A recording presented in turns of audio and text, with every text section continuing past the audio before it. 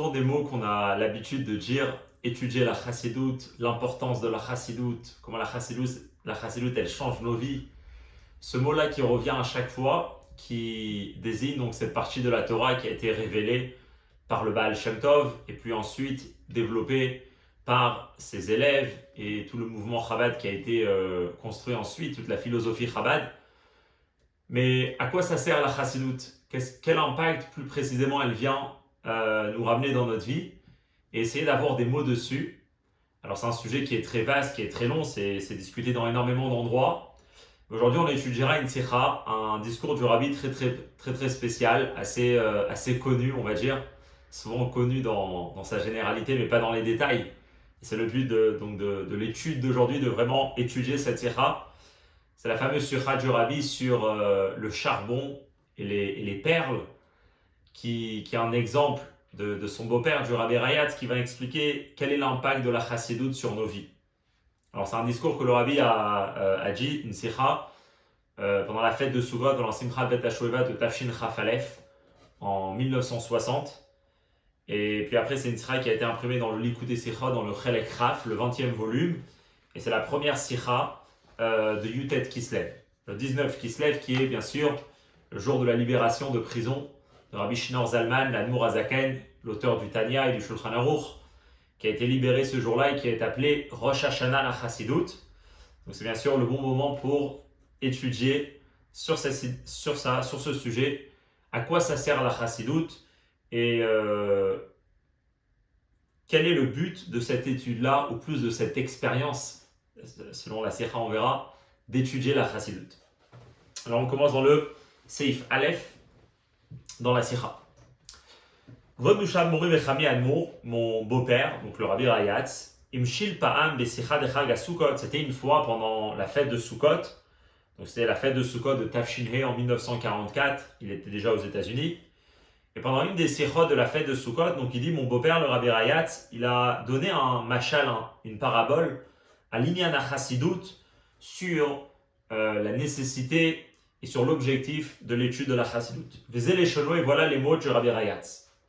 Margaliot, des perles, Nitan limtso bekarkai tayam. On peut les trouver au fond de la mer, dans les huîtres. C'est là-bas où on trouve les perles. Gechalim, le charbon, que du charbon on fera des braises, des gechalim. Amefitzim or vechom, le charbon à travers lequel on pourra créer donc de la lumière et de la chaleur. Nimtsaim beimke adama se trouve au fin fond de la terre. Donc les perles se trouvent au fond de la mer et le charbon qui crée de la lumière et de la chaleur, il se trouve au fond de la terre. Aseder bazéou. Et quel est le processus pour réussir à récupérer ce charbon? Donc c'est tout le travail de mineur. C'est chez Tzarich Liot Echad, chez Ouamenik. Souvent comment ça se passe, c'est qu'il y a le dirigeant, celui qui va gérer donc tout un groupe de personnes, le groupe des mineurs. Vehu Amoré, et son but, ça sera de montrer Echan Larpor, où est-ce qu'il faut aller creuser. Veketsad, et comment, Limtzod Agechalim, on trouvera le charbon. Donc c'est celui qui a la tête, il a tous ses ouvriers, tous les mineurs avec lui, et il va aller trouver les bons endroits dans la terre où aller creuser pour aller trouver le charbon. Ça, c'est comment ça fonctionne. Al-Chochmato Shalamani, Gicholim Apoalim Nismor. Alors, sur la sagesse, sur les connaissances et les directives du dirigeant, tous les mineurs, tous les employés, ils peuvent avoir confiance que où il leur dit et comment il leur dit de travailler, c'est ce qu'il faut faire. Donc on peut avoir confiance sur ses connaissances à lui. Et là, Shalehem, et leur rôle, c'est les Ishama Bimdouyak, Lidvarav Shalamani Galehem. C'est d'obéir exactement aux directives du manik, du dirigeant. Aval Pikaim, mais quand même. Malgré que, en ce qui concerne les directives et les instructions, les employés ils vont faire confiance et ils vont écouter exactement ce qu'on va leur dire. Pourtant, Benogea les Ruach HaChaim, Shetzricha Liot Lekol Echad, Bioto Beimke Adama Mina Avir Shemeal Laaretz, en ce qui concerne le souffle de vie, l'oxygène, que chaque mineur doit avoir lorsqu'il se trouve au fin fond de la terre, que parfois on sait que le charbon, on peut aller le trouver à des dizaines jusqu'à même des centaines de mètres tout au fond de la terre, que là-bas c'est très humide et il y a pas beaucoup, et c'est très dur à respirer. Donc en tout ce qui concerne cet oxygène que la personne doit récupérer au-dessus du sol, basé enem yicholim lismor à la ruach haim sheyesh lamanik. Alors là, on ne pourra pas se contenter de dire, puisque l'instructeur, puisque celui qui nous montre où creuser lui-même, il a de l'oxygène, lui-même il vit, alors moi aussi automatiquement je vis. Non. Kol poel, chaque ouvrier, tsarich shetielo atzmo itrabrud ruach haim min ha'avir sheme'al ha'adama. Il doit avoir de lui-même de l'oxygène, il doit recevoir de l'air qui se trouve au-dessus du sol. Ubeim lav, et sinon, Unaser Rachman al-Itzlan Nofel, alors que Dieu nous en préserve, à ce moment-là, il devient un Nofel, il tombe, c'est-à-dire Aïnou, Shenishar Lelochayut, il reste sans vie, il meurt en bas. Comme on sait bien, malheureusement, dans le métier de mineur, combien de personnes sont morts, ont perdu la vie. Pourquoi? Parce que ce qui est essentiel, même quand on se trouve là-bas et qu'on a les bonnes directives, c'est de réussir à avoir son propre souffle de vie, sa propre oxygène. Il continue et il dit c'est pareil lorsqu'on parle par rapport à ces plongeurs qui vont rentrer au fond de l'eau pour aller trouver ces perles, qu'ils ont les directives, qu'ils ont tout, etc. Mais il est obligé d'avoir son propre souffle de vie, sa propre oxygène qui prend bien sûr de au-dessus de la terre, d'au-dessus de la mer. Donc ça c'est l'exemple, et ça c'est ce que le Rabbi Rayat il a parlé. Donc il a donné toute une parabole avec les perles, le charbon, il se trouve au fond de la mer, au fond de la terre. Il y a les ouvriers qui vont écouter aux directives et qui vont aller récupérer ce charbon qui créera de la lumière, de la chaleur, mais il doit avoir le propre souffle de vie, et c'est la même chose par rapport aux perles. Le Rabbi Rayat termine et conclut dans cette sikha, que le sens de cette parabole et comment et qu'est-ce que cette parabole veut nous apprendre? Alors chacun peut comprendre tout seul, mais il va quand même un peu expliquer. La chassidout, meira, elle est claire, ou mechamemet, elle donne de la chaleur. Kemashal agechalim, comme l'exemple du charbon. Donc il dit en fait, la chassidout c'est comme du charbon. De même que le charbon, quand on va le travailler, on pourra créer de l'énergie, on pourra créer de la lumière, on pourra créer de la chaleur. C'est pareil la chassidout. La chassidout, elle est là comme ses braises et elle sert d'éclairer une personne et donner de la chaleur, de la vitalité à une personne. Et là, mais ce qu'il faut faire, c'est chez Tsarich Lered Be'im Ke'adama Kedelevarechulu. Il faut aller au fin fond de la terre pour réussir à récupérer ce charbon. Peram, cependant, Be'et Ayerida Be'im Ke'adama, lorsqu'une personne il descend au fin fond de la terre, et comment il va réussir à atteindre ce fin fond pour trouver ses braises, pour trouver cette chaleur et cette vitalité grâce aux directives du dirigeant, mais quand même, une personne doit faire attention de toujours être attachée, reliée avec en haut, au-dessus du sol. Et là, il aura de la vitalité, là, il pourra bien respirer, il pourra bien vivre. Jusqu'à là, c'est la sikha du Rabbi Rayat. Donc, pour lui, qu'est-ce que le Rabbi Rayat il a voulu dire? En tout cas, de façon simple, c'est que la chassidout, c'est comme des braises. Ça vient pour donner de la vie à la personne, ça vient pour éclairer la vie d'une personne, son avodat Hashem, son service de Dieu. Ok. Le Rabbi va prendre ce parabole-là et il va vraiment de ça construire toute une idée. Il dit comme ça dans le Seibet. Veine, voilà. Mouvan ou Pachout, il est logique et évident. Shekol Prat Bemachal ou Bediouk, que chaque détail de cette parabole du Rabbi Rayat est précis. Ou Matim ou El Animshal, et il a un sens qui est à être tiré dans l'idée de ce que c'est la chassidout. Tzarich Lavin, dans ce que l'on va comprendre, Aleph. Comment ça se fait que le Rabbi Rayat, lorsqu'il va expliquer c'est quoi la chassidout, il ramène un exemple de deux choses, de gechalim shebeimke adama ou margaliot shebayam, velo istapek bechad mehem, du charbon qui se trouve au fond de la terre et des perles qui se trouvent au fond de la mer. Pourquoi le Rabbi Rayat ne s'est pas contenté d'une des choses? Que c'est quoi la chassidout? C'est des perles, ça crée de la lumière, c'est du charbon, ça crée du feu, ça crée de l'énergie qui éclaire une personne. Pourquoi il a besoin de parler et du charbon et des perles. Bête. Quand on voit comment le Rabbi Rayat il va présenter cette parabole, d'abord il va commencer à dire il y a les perles. Et les perles ils se trouvent au fond de la mer. Il est Ikara Richud Bemashal, il est Gabe Agechalim. Mais si on fait attention, on vient d'étudier dans le Seif Aleph toute cette parabole. L'essentiel de quoi le Rabbi Rayat il va parler dans cette parabole, c'est de parler du charbon. Il parle un peu tout au début, tout à la fin que on les trouve au fond de la mer, il faut être attaché, il faut avoir de l'oxygène au-dessus de la mer. Mais essentiel, il parle de ces mineurs qui vont aller chercher le charbon.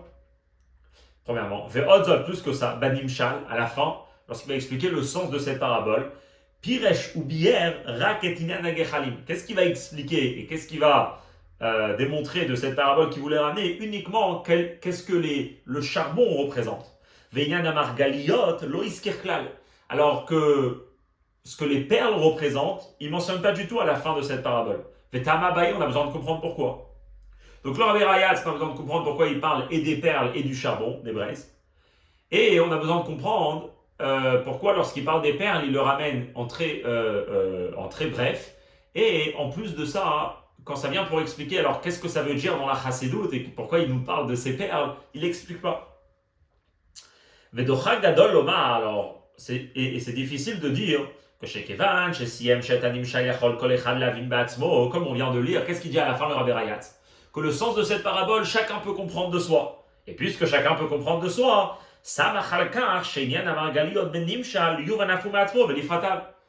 puisque chacun peut comprendre, il n'a pas besoin de nous détailler qu'est-ce que ça veut dire les perles dans la Chassidut et qu'est-ce que ça représente.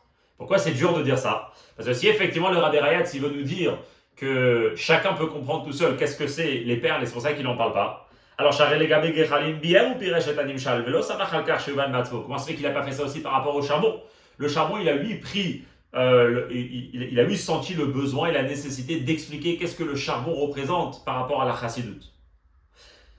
Donc, on ne peut pas dire que le fait qu'il ne va pas expliquer qu'est-ce que c'est les perles, c'est juste parce que chacun peut comprendre. Si chacun peut comprendre, alors on peut aussi comprendre c'est quoi le charbon. Et c'est là que ça devient intéressant. D'un côté, le Rabbi Rayatz nous dit que chacun peut comprendre le sens de cette parabole par rapport aux perles et par rapport au charbon. Mais pourtant, il trouve la nécessité de décrire et de détailler et d'élaborer sur qu'est-ce que ça représente le charbon par rapport à la Chassidut. Qu'est-ce qu'on comprend de là? De là, on comprend. C'est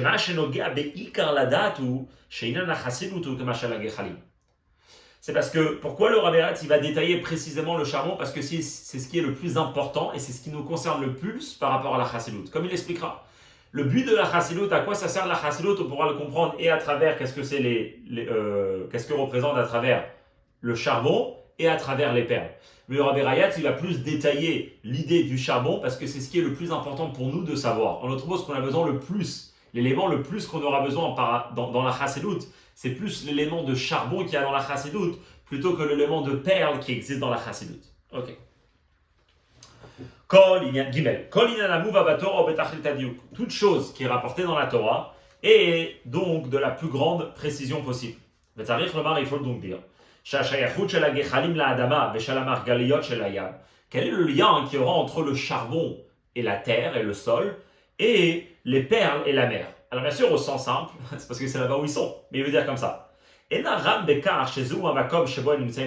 C'est pas juste parce que c'est quoi le lien entre le charbon et la terre? Le charbon il est dans la terre, il faut creuser la terre pour aller trouver le charbon. C'est quoi le lien des perles et la mer? Les perles ils se trouvent dans les huîtres, que eux ils se trouvent dans la mer. Donc pour lui ça c'est simple. Le Rabbi dit c'est vrai. Mais puisque là, on est dans un sujet de Torah, et dans la Torah, tout est de la plus grande précision, il faut dire comme ça. Que nous, on a voulu parler du charbon et des perles, mais finalement, on a parlé du fait que les charbons, ils se trouvent dans la terre, et les perles, ils se trouvent dans la mer. Donc, qu'est-ce qu'il faudra dire? Et la shieshna shayachut tochnit pnimit benehem. Il faut dire qu'il y a un lien dans leur sens entre les perles et la mer, et le charbon et la terre. C'est-à-dire que la vie, on doit donc comprendre puisque comme on vient d'expliquer, nous ce qu'on va faire ici dans cette sikha, c'est de dire qu'est-ce que c'est la mer, qu'est-ce que c'est la terre, qu'est-ce que c'est le charbon et qu'est-ce que c'est les perles. Et on comprendra que selon leur sens profond de qu'est-ce qui représente toutes ces choses-là, on verra qu'il y a un lien entre le charbon et la terre et le sol et les perles et la mer, et c'est ce qu'on verra à partir de maintenant. Donc, Bekitsour, qu'est-ce qu'on a eu ici dans le Seif Aleph? Le Rabbi a rapporté tout la sikha du Rabbi Rayatz de ce fameux Sukkot de Tafshin He, qui parle du charbon et des perles. Et le Rabbi il a dit que, pour lui ça a l'air, le Rabbi Rayatz il a dit que chacun peut comprendre de soi. Il a quand même un peu expliqué que c'est quoi le charbon par rapport à la Chassidut. C'est cette notion d'éclairer et de ramener de la chaleur et d'illuminer. Mais pourtant il n'a pas détaillé qu'est-ce que c'est le perle, donc on essaiera de comprendre tout ça dans la sikha. On y va. Seif Gimel. Veine. Achiluk ben Adama leyam mevor bekama mekomot. Quelle est la différence entre la terre et la mer? Alors ça, c'est expliqué dans plusieurs endroits dans la Chassidut. Ou Mouvanhu, et on pourra comprendre la différence entre qu'est-ce que représente la terre et la mer, on pourra la comprendre, Minachilou, de la distinction qu'il y a chez Ben Anivraim, Shalpene Adama, entre les créatures qui sont sur la terre, ou Ben Aberouim, Shebayam, et les créatures qui sont à l'intérieur de la mer. Donc, des créatures que la terre va créer et des créatures que la mer a créées, on pourra comprendre qu'est-ce que ça représente la terre et qu'est-ce que ça représente la mer. Et c'est ce qu'il va expliquer maintenant. Noda, c'est connu, Shakol Aya Mina Afar, Akol Notsar Mina Aretz. Shlomo Melech dit tout vient de la poussière. Ce qui veut dire là-bas, c'est que tout vient de la terre. Toutes les créatures, les êtres humains, les animaux, les plantes, tout ce qui existe dans le monde a été créé de la terre, vient de la terre. Pas seulement ça vient de la terre, Ve'anivraïm, les créatures, même une fois qu'ils ont été créés, mais Kabli Metrayutam Mina Aretz, dont on reçoit notre vitalité de la terre. Eretz, la terre, de où sort le pain, de où sortent les substances pour pouvoir nourrir les créatures. L'être humain, il a été formé de la terre. Même une fois qu'il a été créé pour nourrir, pour vivre, on a besoin de récupérer des choses de la terre. De tout ce qui est la végétation, de tout ce qui est les animaux, etc. Pas seulement les êtres humains, même les animaux. Comment ils vont manger? Ils vont manger des choses qui poussent de la terre. Et ainsi de suite par rapport au végétal et toutes les autres créatures du monde. Donc on a été créé de la terre. On prend notre vie de la terre. Aval afalpiken et quand même, en nire, l'achar shenira, anivra, kishur vechibur ben anivra im l'adama. On n'arrive pas à voir, une fois qu'on a été créé, notre lien qu'il y a avec la terre. C'est-à-dire qu'une personne, il peut vivre toute sa vie et pas du tout être attaché à la terre et pourtant vivre. Alors c'est intéressant. On vient de la terre. Notre vitalité, constamment, elle a besoin d'être pris de la terre par rapport à toute la nourriture et qu'on devra se nourrir pour pouvoir vivre. Mais pourtant, une personne n'a pas besoin du tout d'être attachée à la terre. Une personne, il peut vivre à l'étage et pas du tout jamais mettre les pieds par terre et vivre une très bonne vie. Même une personne, quand il est sur la terre, il est sur la terre, il n'est pas à l'intérieur de la terre, il ne fait pas partie de la terre. Même que c'est de là-bas qu'on vient et c'est de là-bas qu'on prend notre vitalité. Par contre, quand on parle des créatures de la mer, d'Agim, les poissons, alors que chez Por, Shiminaya, Miyad el Metim, lorsque eux, ils se séparent de la mer, immédiatement, ils meurent. Ils sont obligés de se trouver de la source de où vient leur vitalité. Ils font carrément partie de la mer. Souvent, on ramène cette fameuse shita dans la halakha qui pense que les poissons et toutes les créatures de la mer, c'est pas khatsitsa par rapport à certaines lois de mikveh, etc. C'est quoi l'idée? Le poisson, il vient de la mer, mais il reste toujours à l'intérieur de la mer. Donc il y a une créature qui vient de quelque part, mais elle n'a pas oublié de ce quelque part. Parce qu'elle n'a pas oublié, elle-même, elle est partie intégrante de cette source de où elle vient. Donc on a les créatures de la terre, on a les créatures de la mer. Alors ça, c'est un phénomène du monde que Dieu il a créé. Mais ça va être un exemple pour nous expliquer qu'est-ce que ça représente la terre et qu'est-ce que ça représente la mer. Il va dire comme ça. C'est au schéma Tsin où maintenant on comprend ce qu'on voit, c'est rapporté dans la Chassidut, que chez Yam ou Machal, la mer, c'est une parabole à la Olamot sur des mondes, sur des existences. Chez Baem Akoach Eloki, que la force divine, Ameave ou Mechaye ou Mekayem Otam, qui les crée, qui leur donne de la vie et qui leur donne l'existence, Meir Vegiloui, est clair et est présent de façon révélée. Et d'une telle manière qu'Arshan Ibrahim, que la créature qui vient de cette énergie-là de Dieu, Margishimetahecher ressent constamment la nécessité, Liot Mechubarim, Tamit Lemakor Chayutam, d'être constamment attaché à la source qui va leur faire vivre. Qui be'im la ou sinon, Yabdu et Metsiutam et Kiyumam, ils perdront leur existence et leur identité. Qu'est-ce que c'est la mer? La mer, ça représente des mondes. C'est quoi des mondes dans la Chassidut? C'est-à-dire des créatures, des choses, des personnes, des idées, des objets, n'importe quoi. Mais en tout cas, des choses, des identités spirituelles que le fait qu'ils viennent d'Hachem, c'est pas juste une histoire du passé, mais c'est quelque chose qui est constamment là. Et constamment, ils ressentent, et c'est exprimé à travers eux, cette idée-là que Hachem les a créés et que leur vie vient d'Hachem. Ils ne peuvent pas oublier ça, parce que s'ils oublient ça, c'est comme le poisson qui sort de l'eau. Mais la reine, c'est pour ça que Nikréou la mot télé, comment on appelle ces mondes-là, comment on appelle ces entités-là? Almin Setimin. Qu'est-ce que c'est ce concept de Kabbalah? Les mondes cachés. C'est les fiches à Metsiout, Ve'ayeshut Shela Olamot Elu, Mechuse Bimkoram Alderech Adagim Shevaya. Des mondes cachés, c'est pas qu'ils sont cachés de nous, qu'ils sont cachés de quelqu'un. Des mondes cachés, c'est que le monde lui-même, il est caché. Le monde, ça représente, il y a quand Hachem, il crée quelque chose, et il y a la chose que Hachem, il a créée. Alors souvent, comme on verra après, il y a Hachem, il a créé quelque chose, mais ce quelque chose ne se relie pas du tout à Hachem. et à travers lui, Hachem n'est pas du tout exprimé. Mais après, il y a des mondes, il y a des choses, il y a des entités, qu'eux, ils sont stimides, qu'eux, ils sont cachés, parce qu'il n'y a pas de propre ego. Tout ce qui existe chez eux, c'est uniquement le fait que c'est une expression et une créature d'Hachem. Et donc, même une fois qu'ils existent, ils sont constamment en train de raconter et d'exprimer la force qu'il les a créée, Hachem, le créateur du monde.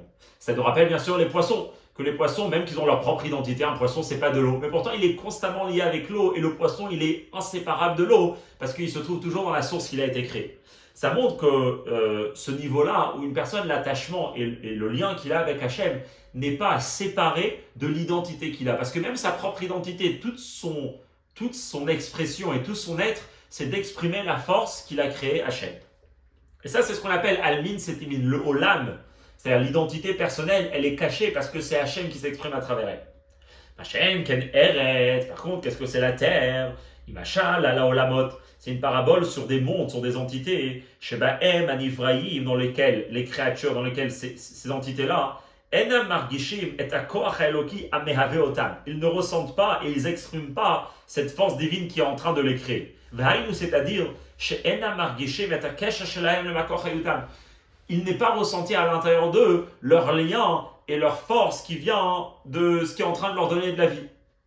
Hachem, il a l'origine de tout le monde. C'est lui qui a créé tout le monde. C'est lui qui existe à l'intérieur de chaque chose. C'est lui qui donne l'existence à chaque moment. Mais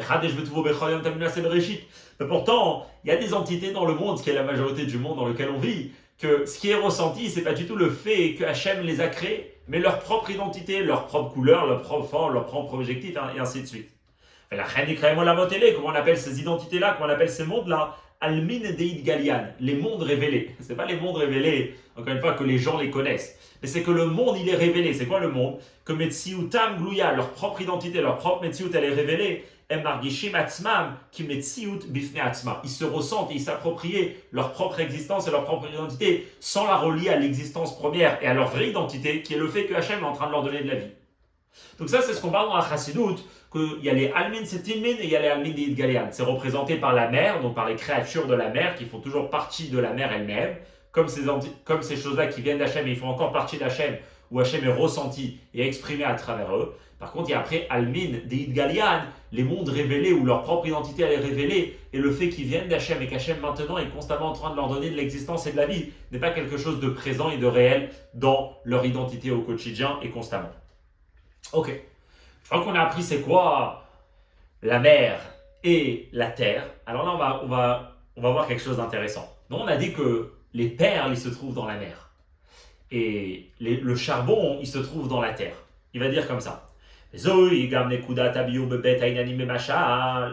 c'est le point de l'explication quand il parle de deux sujets dans le parabole que l'Arberat il a ramené. Que d'un côté, il dit il y a Gechalim Sheba Adama ou Margaliot Sheba Yam, le charbon qui est dans la terre, et les perles qui sont dans la mer. C'est quoi l'idée? Ici, le Arberat il est en train d'expliquer quel est l'impact de la Chassidut. Alors il dit comme ça. Ki peulat Chassidut benefesh Adam. La Chassidut, c'est une étude, comme on verra. Personne il étudie une partie de la Torah. Cette étude, elle a un impact sur lui. Elle a un impact sur la personne. C'est pas juste quelque chose d'intellectuel. L'impact que la Chassidut peut avoir dans la personne, sur la personne, on peut le partager en deux catégories générales. Aleph, il y a Begalia Sheba Adam.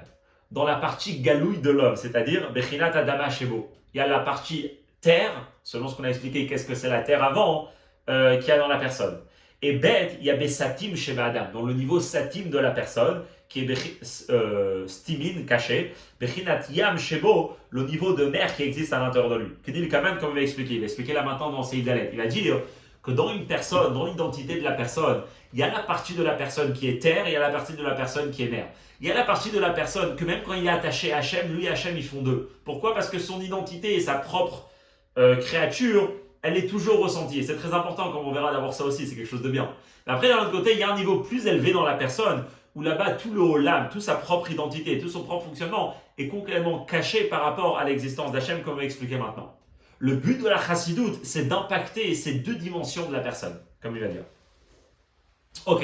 Donc là, pour l'instant, il nous a donné un peu le ma'alach, le chemin qu'il voudra prendre maintenant. C'est que la Chassidut, elle vient sur influencer la personne. Ok. D'ailleurs, c'est intéressant de savoir ça. Des fois, en étudiant, on est complètement déconnecté.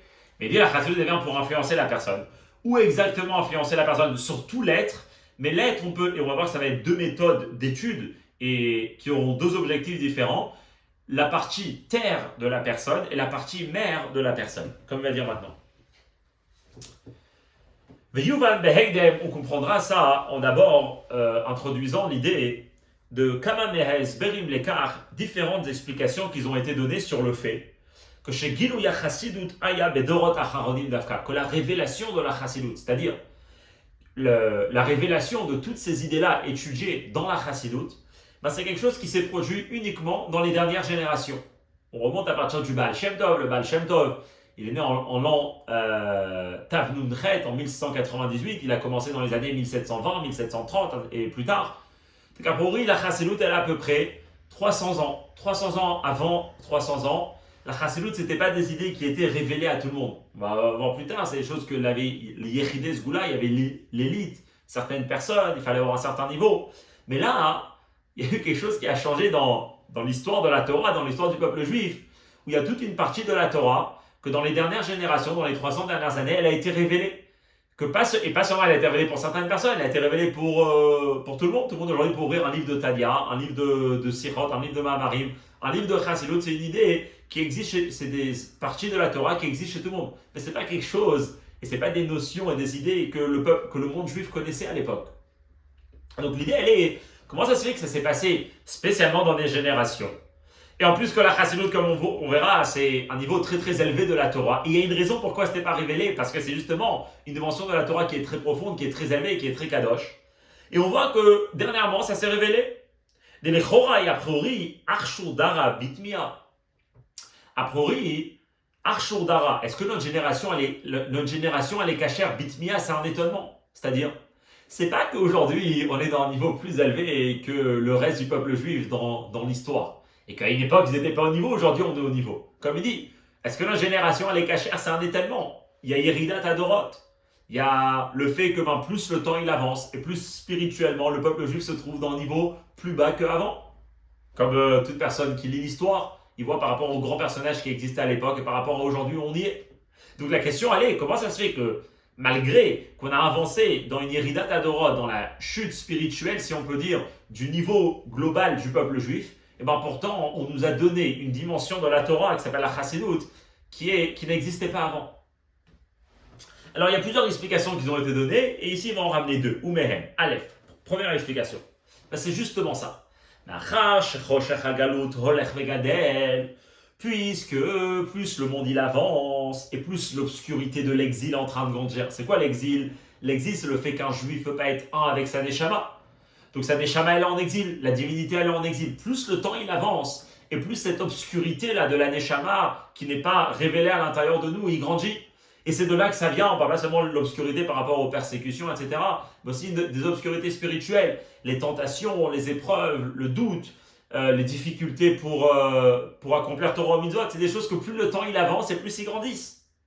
Et plus que justement, on avance comme ça dans le temps. Yesh tzorer, il y a eu besoin, des orna yoter, d'une lumière plus grande, plus élevée, que des chetia yecholet pour avoir la possibilité, l'itgaber à la chocher, de se renforcer contre cette obscurité-là.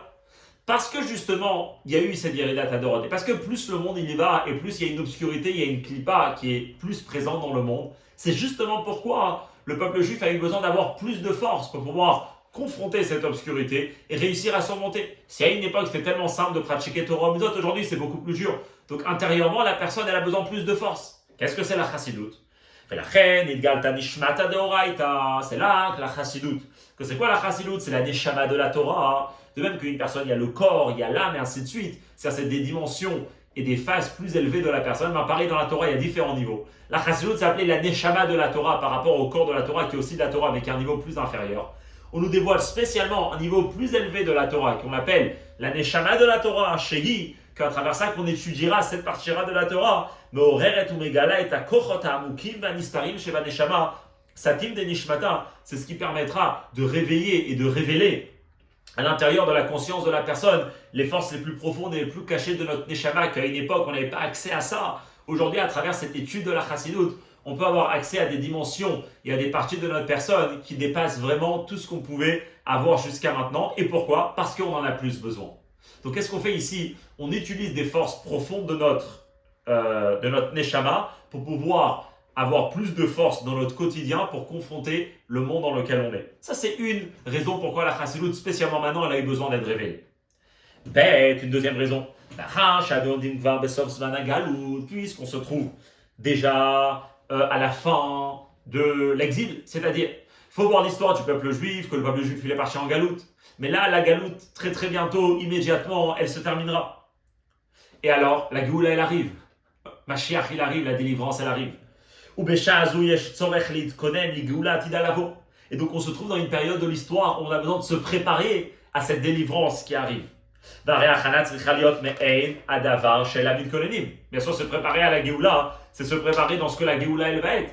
On se prépare à quelque chose en fonction de la chose qu'on reçoit. Et donc, puisque, on va voir par rapport à la Géoula, et comme il dira, à la Géoula, il y aura la connaissance de Dieu qui sera révélée dans le monde, ça sera notre occupation essentielle, on sortira de tout l'exil, donc on sera dans un monde de liberté totale, de divinité absolue dans le monde entier.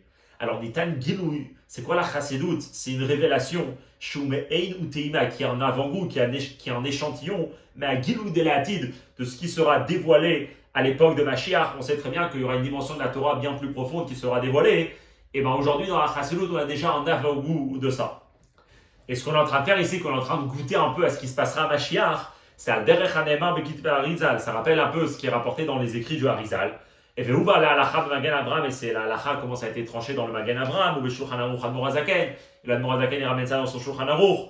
L'Admorazaken, qui est le Baal la Géoula ve Simcha, le maître aujourd'hui donc de cette délivrance et cette joie qu'on est en train de fêter le jour de 19 Kislev. Quelle halacha s'est rapporté? Chez Be'erev Shabbat, est-ce que le Rev Shabbat, Tzarich lit'om mima'achale à Shabbat, une personne doit goûter des plats qu'il va manger pendant Shabbat. Toameh achaim zachu, ceux qui goûtent de ces plats, ils méritent à la vie. Pareil, aujourd'hui, ça arrive le 7e jour de l'histoire, qui est la venue du Mashiach. Aujourd'hui, on est il est quelques heures, dans les derniers moments juste avant Mashiach. On doit déjà commencer à goûter de ce qui se révélera à Mashiach. Et donc ça, c'est ce qui nous explique pourquoi cette dimension tellement grande de la Torah qu'on appelle la chassidoute a été révélée à tous, ou bien pour avoir plus de force pour confronter l'exil, ou bien pour déjà goûter à ce qui va se passer à Mashiach. Ok. Ici, il va dire quelle est la différence entre ces deux explications. Alors, la différence, on l'a compris. Mais, puisque ça a deux buts différents, la chassidoute, alors il dit forcément que l'étude elle-même, elle va être différente. Si ça a deux buts différents. Et il dit comme ça. Les fiatam arishon, d'après la première raison, qu'à quoi ça sert la chassidoute? L'étude de la chassidoute, elle sert pour être une lumière, pour être une force pour chaque individu, pour pouvoir surmonter les épreuves et l'obscurité de l'exil. À quelle partie de la personne la chassidoute elle vient parler? Elle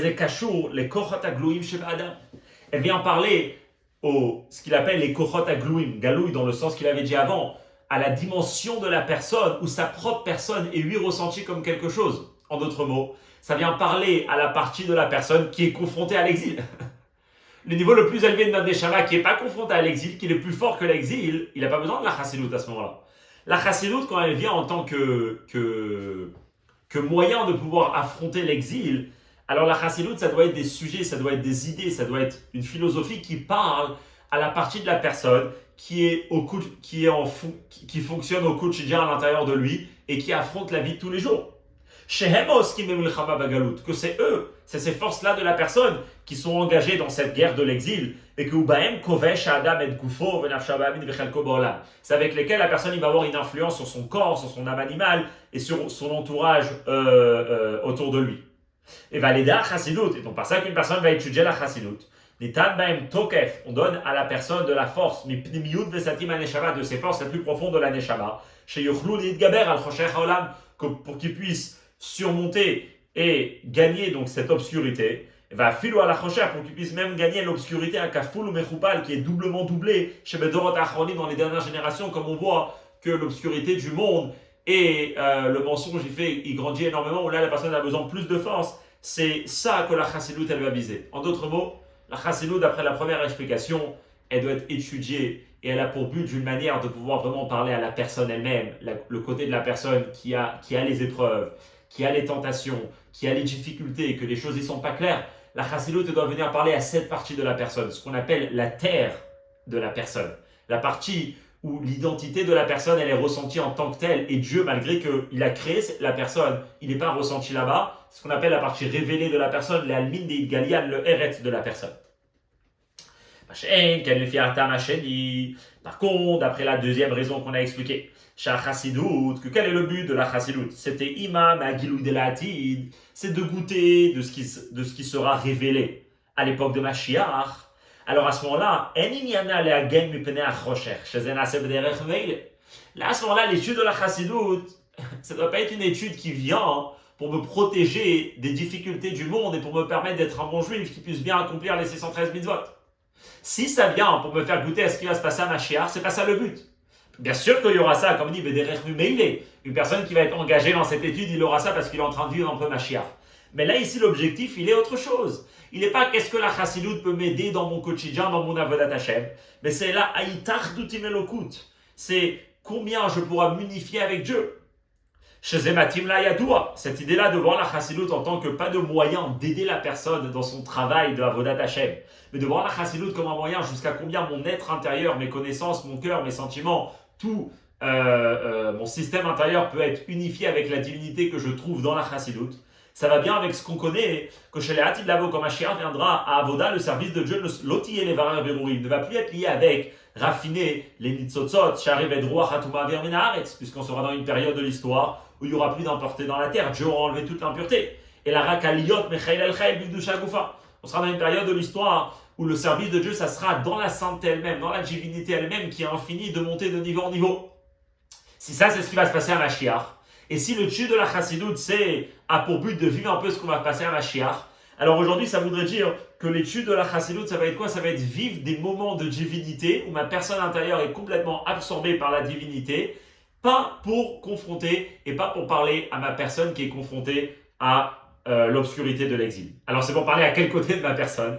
C'est kashour, le satim de nishmat amitzadatzma. Ça vient pour parler au niveau ce qu'on appelle le satim de la neshama, c'est-à-dire le niveau de la neshama qui est complètement caché dans le sens où la seule chose qui existe, c'est Hachem qui existe à l'intérieur d'elle, et c'est pour ça que tout le reste de sa metziut est caché à min setimin, comme on l'a expliqué avant dans le Sif Gimel, que ce niveau-là de la neshama, vesatim de kutchabrichu, avec le satim de Dieu, em metziut achat, ils sont une seule entité, kaviachol, si on peut dire, que Israël ve kutchabrichu kulachad, la phrase du Zohar qui dit que le peuple juif et Hachem, ils font un, ou ils font un pourri, dans une grande partie de notre personne, on ne fait pas, on ressent tous sauf Hachem. Il dit non, ça fait partie à ce niveau-là le plus profond de la neshama, que là-bas Hachem et le peuple juif, il est un. Le but de la chassidout, c'est pour justement révéler ça déjà maintenant, avant que Mashiach il arrive. Okay. Maintenant, si on réfléchit à ces deux sujets, bien sûr, on peut en discuter longuement, mais bon, ici on avance dans la Sira. Ces deux sujets, c'est deux mondes complètement différents. Une personne, il étudie pour prendre des forces pour affronter la vie, qui est généralement l'approche qu'on va avoir à l'étude. L'autre, il déconnecte complètement de la personne, de la vie au quotidien qu'il est en train de vivre. Il est à priori en train de faire vivre des moments et avoir une étude qui le ramène dans une dimension de divinité qui ne parle pas du tout à tous les difficultés du monde, qui voit un monde qui est complètement un avec Hachem. Okay. Une partie de la chassidout, elle parle au Galia Sheba Adam, à la terre de l'homme, et une autre, elle parle à la mer de l'homme. Alors maintenant, il dit comme ça. Alors, on va répondre un peu aux questions qu'on avait au début. Puisque la première idée qu'on est en train de discuter ici, c'est quoi? C'est l'idgaber à la recherche, de surmonter l'obscurité de la galoute, ou c'est une nécessité absolue du service d'une personne pour son créateur. C'est-à-dire, le fait qu'une personne doit surmonter l'obscurité, c'est pas un bonus, c'est pas quelque chose d'en plus. C'est une personne qui a été mise dans ce monde pour faire Torah mitzvot. On est dans une génération où il y a énormément de difficultés. Il est obligé d'arriver à un moyen de comment affronter et comment gagner cette obscurité. Donc à ce moment-là, cette étude de la chassidout, c'est pas quelque chose d'en plus, c'est pas un supplément par rapport à quelque chose qui n'est pas obligé d'être là, pas du tout. L'étude de la chassidout, c'est d'une nécessité absolue, c'est limite une question de vie ou de mort dans notre judaïsme. Ou pour reprendre des mots du Rabbi Rayat dans la sikha avec laquelle on a commencé, pas se trouver Rachmana Litzlan dans un état d'être sans vie. Oh, il dit la reine, c'est pour ça, Inyan Ze Sheba Chassidut, cette idée-là qui est dans la Chassidut, qui vient justement pour permettre à la personne de pouvoir bien affronter l'exil et gagner l'exil, Nimshal va être représenté dans l'exemple les gechalim amefitzim or vechon, à du charbon qui nous permet de créer de la lumière et de la chaleur. C'est quoi l'idée? La lumière et la chaleur, c'est des choses qui sont obligatoires dans la vie d'une personne. Comme il dit là-bas dans la Sikha, une personne qui ne voit pas, alors l'aveugle est considéré comme mort, et la chaleur, comme on verra, c'est un signe de vie. Une personne qui n'a pas la chaleur, il ne peut pas tenir. Donc qu'est-ce qu'il dit ici? Il dit pourquoi le Rabbi Rayat vient pour parler de l'impact que la chassidut a sur la personne. D'abord, il nous parle par rapport au charbon, qui crée de la lumière et de la chaleur. Alors il expliquera c'est quoi la lumière et la chaleur dans le Seifé. Déjà, il veut dire surtout la Nekuda, c'est quoi? Il veut dire, sache que la chassidut, le premier point qui existe dans la chassidut, ça te sert pour lumière et chaleur, des choses qui sont essentielles pour la vie d'une personne. Pourquoi? Parce qu'aujourd'hui, on se trouve dans une période où notre judaïsme ne peut plus être juste, comme il dira plus tard, un judaïsme pratique. Il est obligé de parler à une partie plus profonde de la personne, même juste pour avoir les 613 commandements comme il faut.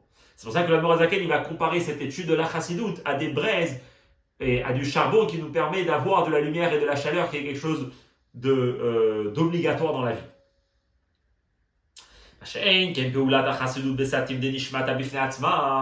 Par contre, lorsqu'on parle de l'impact que la chassidut a par rapport à notre niveau du satim de la neshama, alors là, nimshel les margaliot, à quoi on compare ça? On compare ça à des perles. C'est quoi des perles?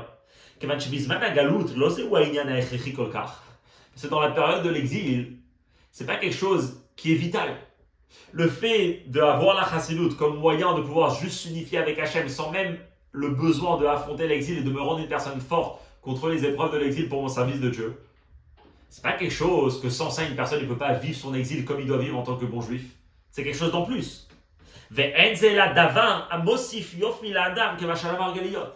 C'est comparé à des perles, que des perles, même si personne n'en a pas, il peut vivre sa vie. Il peut vivre une très bonne vie. À quoi ça sert les perles? À embellir une personne, à rajouter de la beauté dans la personne. Il dit c'est la même chose. Il y a un autre élément dans la chassidut que effectivement, lui, c'est pas une question de vie ou de mort, c'est plus une question de perles, c'est plus une question d'embellir la personne. C'est plus une question que la personne ne vive pas dans ce monde séparé d'Hachem à un certain niveau, mais qu'une personne il vit dans ce monde une unification totale avec Hachem, mais quand même on considère ça comme quelque chose d'en plus, comme quelque chose d'une perle qui n'est pas quelque chose de vital. C'est pour ça que le Rabbi Rayat, il va parler des braises et des perles. Et donc comme ça on a répondu aux deux premières questions. C'est pas juste qu'il voulait parler des choses qui brillent. Ici, c'était très précis. Il veut te dire que dans la chassidut, il y a des choses qui sont vitales pour le service de Dieu. Il y a des choses qui sont des suppléments. Pourquoi les braises, ils se trouvent dans la terre?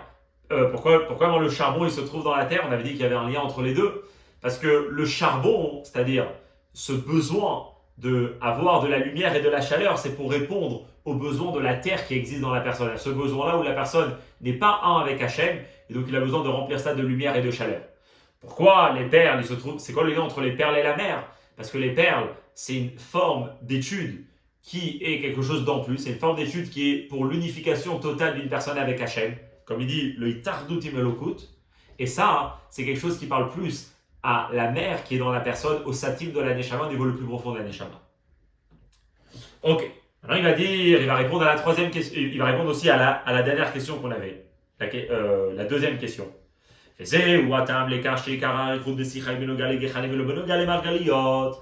on comprend pourquoi le Rabbi Rayat, quand il vient pour parler en 1944 au Chassidim, là-bas il leur explique à quoi ça sera la chassidut, de quoi il va plus parler, dans quoi il va élaborer dans la parabole, et qu'est-ce qu'il va dire, c'est quoi le sens de cette parabole. Il va plus parler des braises, il va plus parler du charbon. Pourquoi?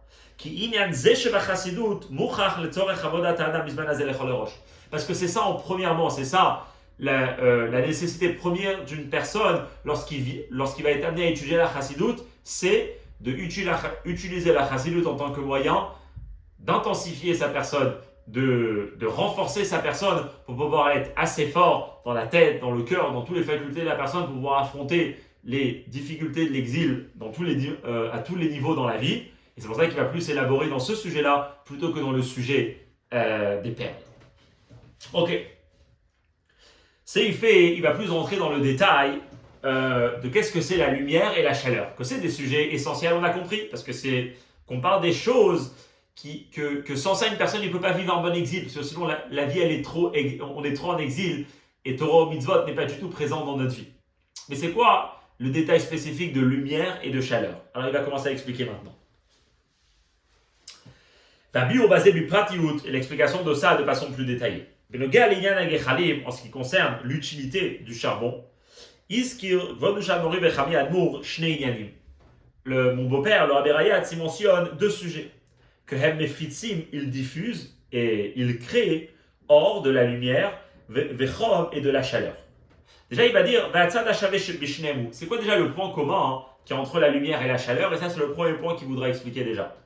La lumière, donc ramener de la lumière quelque part, et chauffer une personne qui est chaude, chauffer une pièce, chauffer un aliment. C'est quoi le point commun qui est entre éclairer et chauffer? Chom, la chaleur, que déjà, vraiment, il dit Shua Siman Nechayut.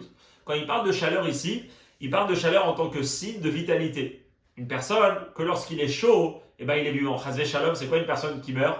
Même si le corps il tient un peu dans la chaleur, après le corps il se refroidit. La chaleur, c'est un signe de vie. Alors il dit quand on parle de chaleur et de lumière, Ve'or et de lumière, Enam Mosifim Pratim Chadashim Bedavar. C'est intéressant. Ces deux phénomènes, qu'on vit dans un monde physique, donc chaque chose prend de la place. Si quelque chose existe à un endroit, elle n'existe pas dans un autre endroit. Et quand elle existe et quand elle vient dans un endroit, c'est qu'elle prend de la place dans cet endroit. Mais il dit la lumière, donc éclairer quelque chose et chauffer quelque chose, c'est pas des choses qui rajoutent dans la chose qui sont en train d'impacter. Il rajoute pas des détails, il rajoute pas des choses, des éléments dedans. Et la M poalim, c'est quoi le but d'une lumière ou d'une chaleur? C'est chez Adavar Goufa, chez Eshnom Ikonem Mishlemuto, qui existe déjà entièrement et dans sa perfection avant qu'ils éclairent et avant qu'ils chauffent. Ils seront chauds, chai, vivants, ou noirs et éclairés. Lorsque dans une pièce, la pièce elle est obscure, et puis on met de la lumière, et là on voit toutes les choses qui existent dans la pièce. C'est pas que les choses ont été créées grâce à la lumière. La lumière, elle a juste fait que toutes les choses qui existaient jusqu'à maintenant, ils pourront être maintenant éclairés, ils pourront être visibles. C'est pareil pour la chaleur, c'est pareil par rapport à la vie.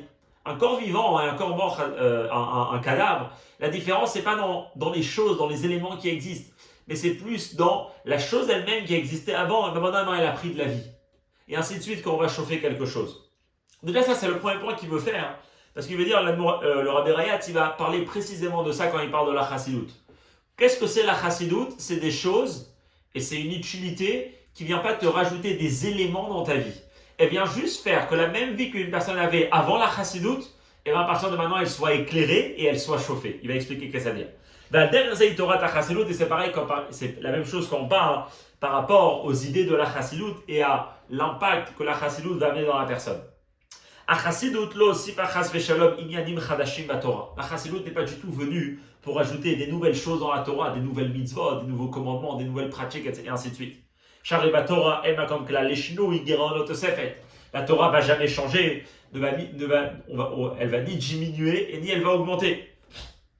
Donc le but de la chassidout, et quand une personne il a investi dans la chassidout, c'est pas pour aller apprendre quoi faire. Ça y est déjà, le Shulchan Aruch et la loi de Moïse Rabbeinu, elle a déjà été donnée depuis le Sinaï. Ok. Même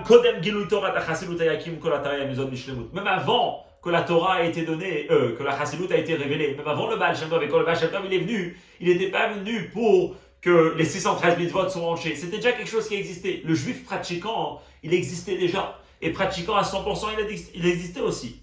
Le Baal Shem Tov, il n'est pas venu pour ajouter des choses sur la Torah. Pourquoi il est venu alors? Elle a chéni Torer Tzorech, mais il y a eu un besoin qui s'est réveillé, qui est quoi? Le monde était devenu plus froid et plus obscur. Froid dans le sens de le contraire de la chaleur. Pas juste un petit froid, mais le monde a été couvert, a été rempli d'une froideur et d'une grande obscurité. Et donc, qu'est-ce qu'on a eu besoin? On a eu besoin des Giloui Chayut Vechamimut Ve'or Ba'asiyazo, de réveiller une vitalité, une chaleur et une lumière dans ces actions qu'on faisait jusqu'à maintenant. En d'autres mots, il dit, la chassidout, elle est venue pour que le même comportement qu'une personne avait jusqu'à maintenant, mais que parce que le monde avait changé, et donc, automatiquement à l'intérieur, la vitalité qui existait avant naturellement chez un juif, elle commençait à diminuer. La lumière, la chaleur, la passion, le plaisir, l'amour qu'une personne il avait pour Torah mitzvot, qu'avant c'était peut-être quelque chose qui coulait naturellement dans le sang, dans le lait qu'on prenait dans les maisons juives. Dans le monde, il avait commencé déjà à changer.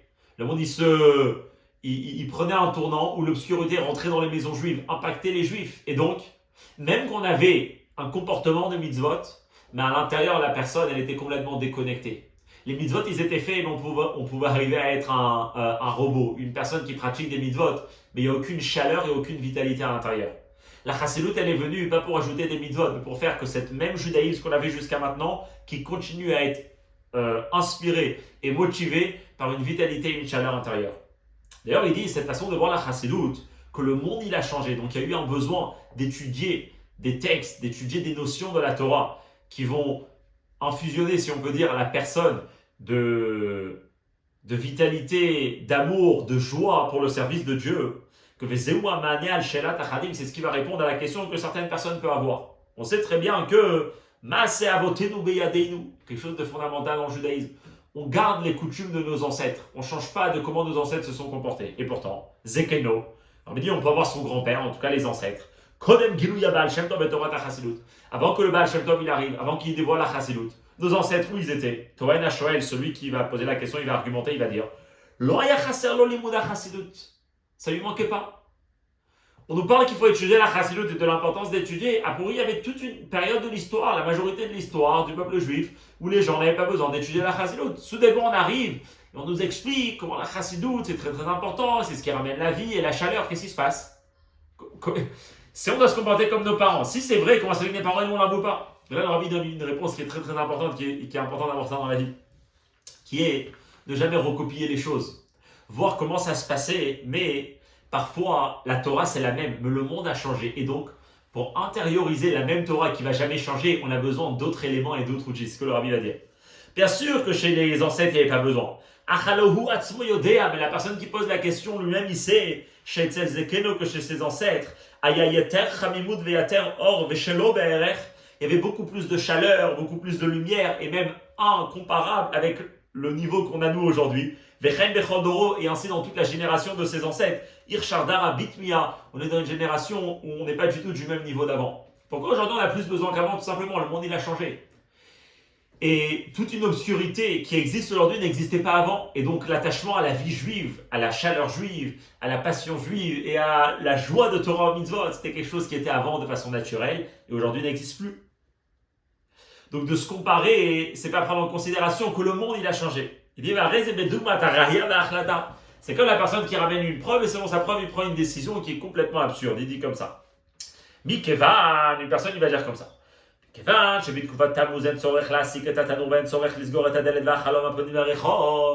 Personne y vit pendant les mois de Tammuz, pendant les mois d'été, et là-bas il sait très bien qu'il n'a pas besoin de mettre du bois dans le four, et il n'a pas besoin de fermer sa porte ni sa fenêtre qui ouvre à la rue, et donc il se dit, puisque c'est comme ça pendant l'été, donc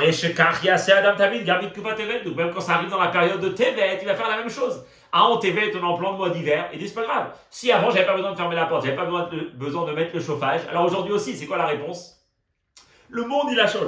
Le monde il a changé, le temps dans lequel tu es il a changé. Et en fonction du temps, c'est comme ça que tu dois te comporter. Pas parce que tu vas changer. Le même niveau de chaleur que tu devais avoir en été, c'est le même que tu dois avoir aujourd'hui. Juste qu'en été, il n'y avait pas besoin de faire des actions spécifiques pour ça parce que c'était tout naturel. Quand ça arrive en hiver, que là il y a un froid qui est beaucoup plus là, alors là tu as besoin de faire des actions en plus qui te ramènent cette chaleur. Alors, on va dire la même chose.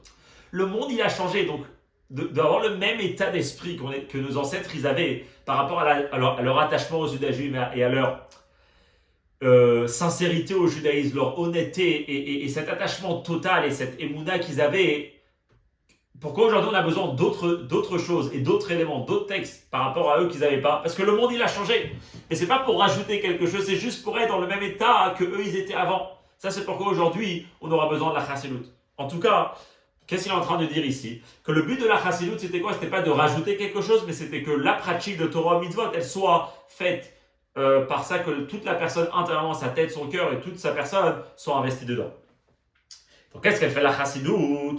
Elle est des chez Gilta et Pnimiuta Neshama Shalish Israël, comme on a dit avant.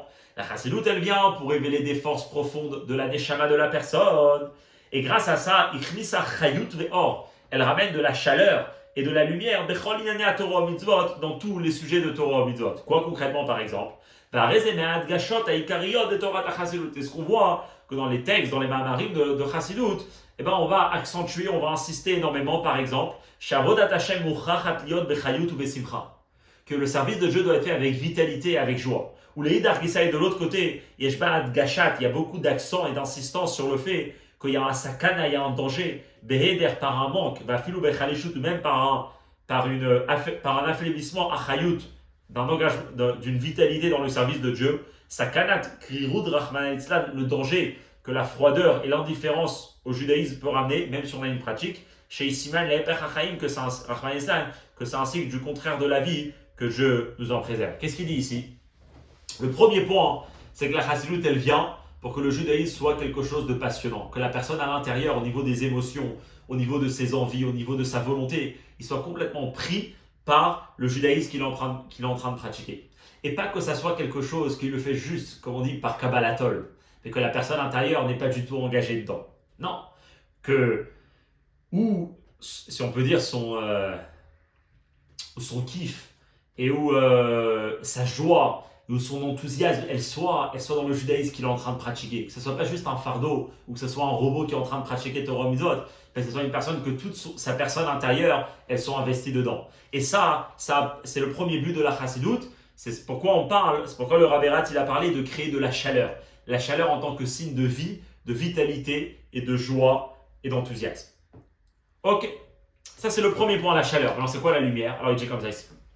Omnam, cependant, ça peut arriver en matière comme ça. C'est possible qu'une personne il soit intérieurement totalement investi pour le service de Dieu, et il soit pris de joie, et il aime le judaïsme qu'il est en train de faire, et tous les éléments du judaïsme, mais c'est quelque chose qui est limité et mesuré, c'est-à-dire les teva Adam selon la nature, selon sa propre nature. Et il explique. Al-derech kol ba'al chai, par exemple, un animal. C'est quoi un animal? C'est sûr qu'un animal, il a de la passion pour quelque chose, il a envie des choses. Et comme il dit ici, pas seulement ça va, des rabats.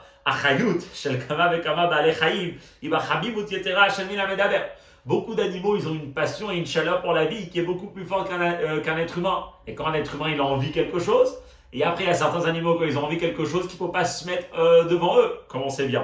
Donc il dit qu'on parle par rapport à avoir de la vitalité, on peut déjà aller trouver ça chez les animaux. C'est quoi l'élément qui manque chez l'animal? Et la chachayut abal chay, il est fitivo. C'est que l'animal, il va toujours être selon sa nature. Il ne peut pas faire et il ne peut pas être attaché et engagé à quelque chose qui va contre sa nature. On ne peut pas changer une nature, c'est un animal. Un lion ne peut pas devenir sauvage. On peut l'éduquer, on peut essayer de faire énormément de choses, mais de le transformer complètement, c'est pas quelque chose de possible. Donc même s'il y a énormément de vitalité, il y a le premier point, mais parfois on peut avoir énormément de vitalité, mais comme un animal. Il n'y a pas un changement dans notre personne, il n'y a pas le fait de se dépasser en fonction des circonstances que des fois il nous demande de ne pas se comporter d'une manière, mais d'une autre manière. Comme il va dire ici.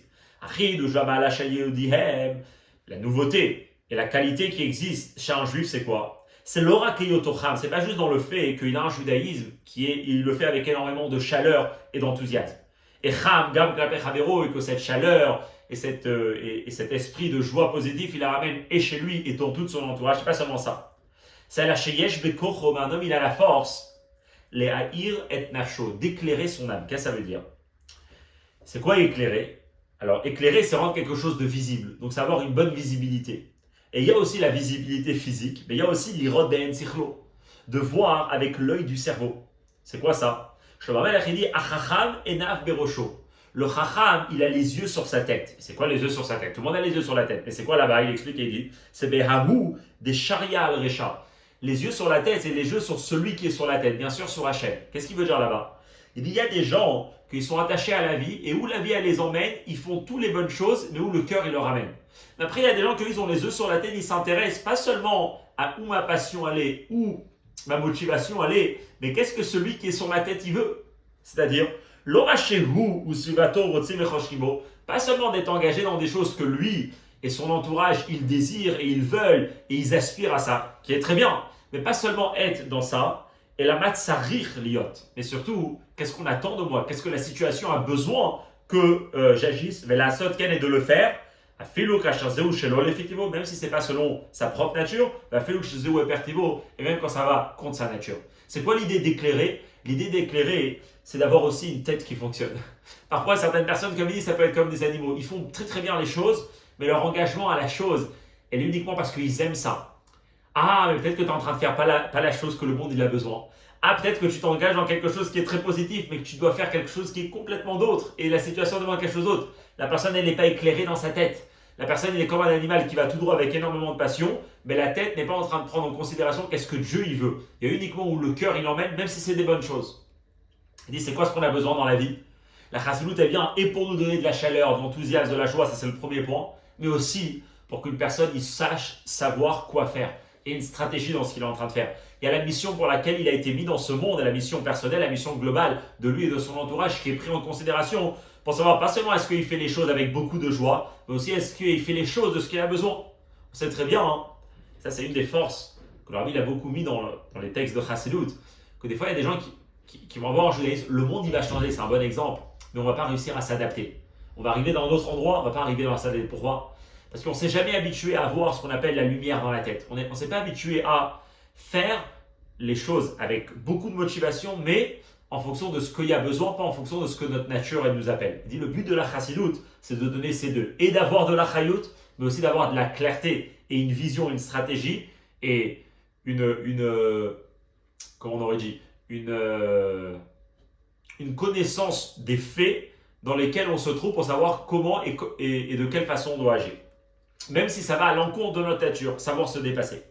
Ou qu'elle dit à Bagmara, alors ça c'est un élément qui est essentiel. Parce qu'il dit dans la Gemara, une personne qui ne se dépasse pas, qu'est-ce qui se passe? Un juif, il peut être le juif pratiquant qui fait attention à respecter les 248 mitzvot positifs et les 365 mitzvot négatifs, non actifs, et les faire même avec énormément de vitalité. Et pourtant on peut l'appeler dans les mots de Malachi, c'est une personne qui ne sert pas Hachem. C'est quoi l'idée? Après, il fait tous les centaines d'autres.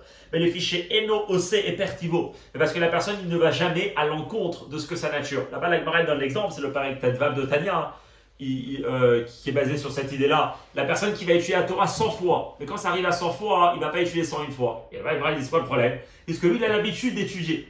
Donc, une personne qui ne va pas étudier 101 fois, il est appelé le Havado. Alors on peut bien s'imaginer que même une personne qui étudie 100 fois, il s'est travaillé énormément. Mais le but, il était là-bas, et la morale veut dire que cette personne-là, il n'est pas allé contre sa nature. Il s'est travaillé, mais c'est ce qu'il aimait. Quand ça arrive à 101 fois, il n'y avait plus aucune logique.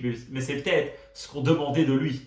Et c'est dans ces moments-là qu'une personne, on peut l'appeler le Havado, servir Dieu. C'est ce qu'il continue ici. Pour qu'il soit bien dans l'idée de faire la volonté d'Hachem, on doit voir aussi l'élément de Bechol Meodecha. C'est quoi Bechol Meodecha? Une personne peut servir Dieu Bechol Evachra avec tout son cœur, Bechol Nafshecha avec toute ton âme. C'est quoi Bechol Meodecha? C'est chez Yah, c'est les mal, de faire plus que ce que sa nature lui demande. Mais c'est pas des or. Comment une personne peut atteindre ça? Uniquement s'il a la lumière dans la tête. Parce que si une personne n'est pas claire sur les idées, sur les objectifs, il peut être complètement perdu. Parce qu'il ne sait pas comment c'est ce qu'on attend de lui. Et tant qu'il fait des bonnes choses et qu'il aime ce qu'il fait, et il continue dans cette voie. C'est uniquement quand une personne il a la lumière dans la tête, la clarté de ce qu'on a besoin et ce qu'il faut faire, que là il pourra savoir même faire des choses que sa nature, pas forcément l'aurait amené à ça, mais c'est ce que l'endroit, la situation, le moment lui demande. Là c'est très beau. Le charbon il sert à créer de la lumière et à créer de la chaleur. La lumière c'est l'enthousiasme dans le service de Dieu, la joie. Et la lumière, c'est la clarté dans le service de Dieu. On trouve ça dans les textes de la Chassidoute. Alors bien sûr, on s'imagine bien que si on est très général, c'est beau de parler de la lumière, de faire ça avec plaisir, de faire et de savoir qu'est-ce qu'il faut faire, mais c'est très très dur. Parce que ça, c'est quelque chose qui change d'une personne à une autre. Et même dans la personne, pas tous les jours et pas toutes les périodes de sa vie, c'est la même chose. Quand on parle du service profond de la personne, là, c'est très complexe, comme il dit ici.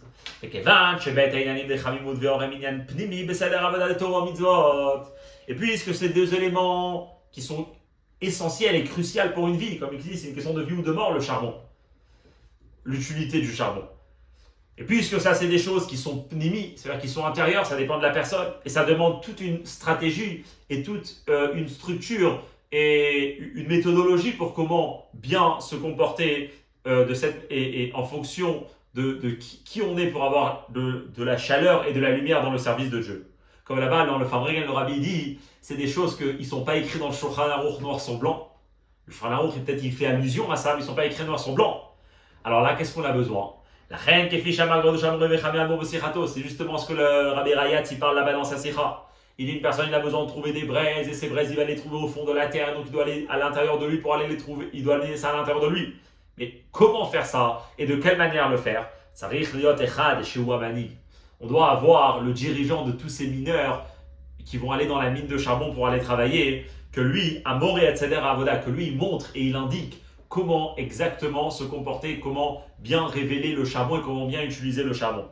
Qui sont ces gens-là qui montrent, qui sont les chefs et les dirigeants qui nous montrent? Alors bien sûr, il dit,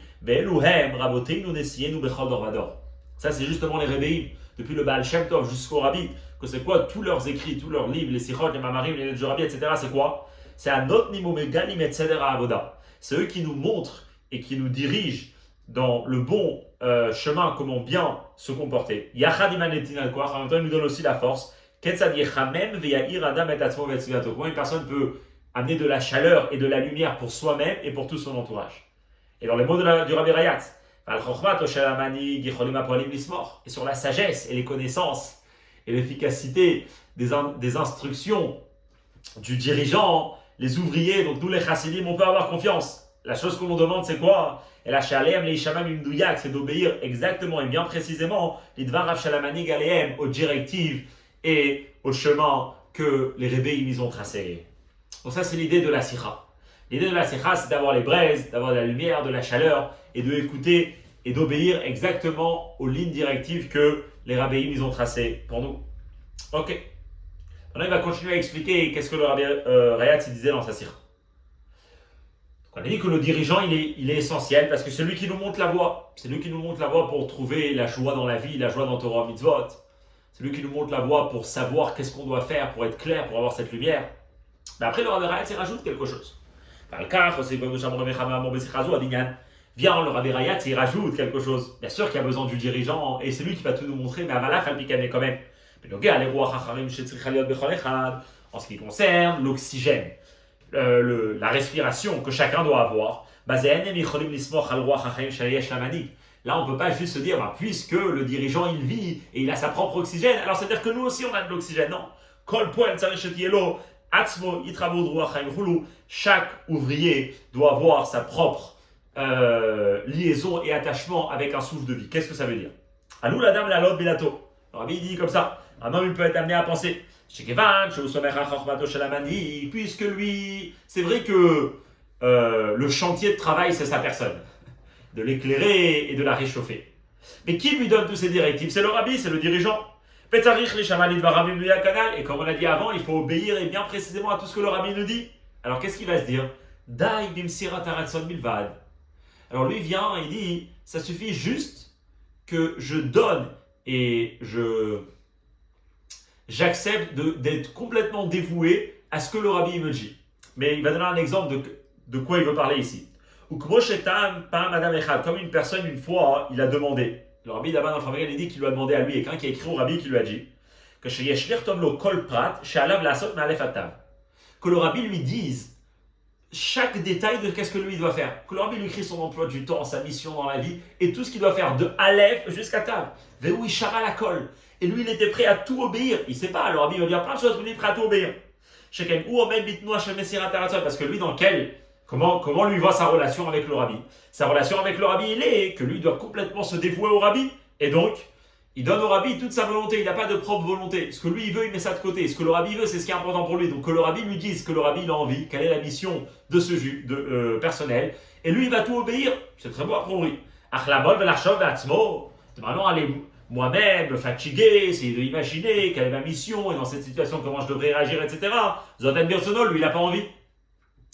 Oh, là, le Rabbi dit, c'est pas du tout ça le but. On n'utilise pas le Rabbi pour nous dire de Aleph jusqu'à Tav tout ce que le Rabbi doit nous dire. C'est justement là que la réponse, que le Rabbi Rayat vient dire la chose suivante.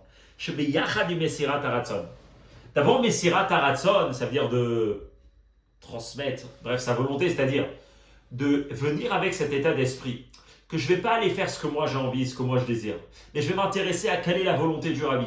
Et je vais complètement me donner à ça, c'est très bien. Mais ça, c'est très bien de dire, je vais savoir ce que je dois faire en fonction de ce que les lignes directives que le Rabbi m'a dit. Mais ça, c'est pas pour éteindre toute ma personne.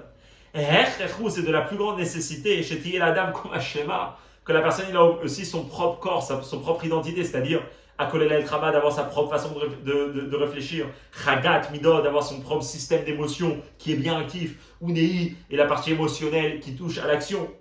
Et la Shekom Hashlemazou, c'est juste que toute cette entité-là de sa personne, c'est Chaliod Retuma Lemilo Yatson Ameshaleach, elle doit être engagée et dévouée à accomplir la volonté du Rabbi, de celui qui l'a envoyé. Les Shamam Dunak Lidvarav Shelamani, mais pas Chazve Shalom, que le fait que le Rabbi lui demande quelque chose, c'est que lui maintenant il n'a plus de cerveau pour réfléchir, et que lui maintenant il n'a plus d'émotion pour ressentir. Non, une personne il a toutes ces facultés-là, mais toutes ces facultés-là, qu'est-ce qu'il cherche? À concrétiser et à vivre intérieurement toute la volonté pourquoi ils ont été mis dans ce monde, qui leur est savoir à travers ce que le Rabbi il a écrit et ce que le Rabbi il a montré. Et ça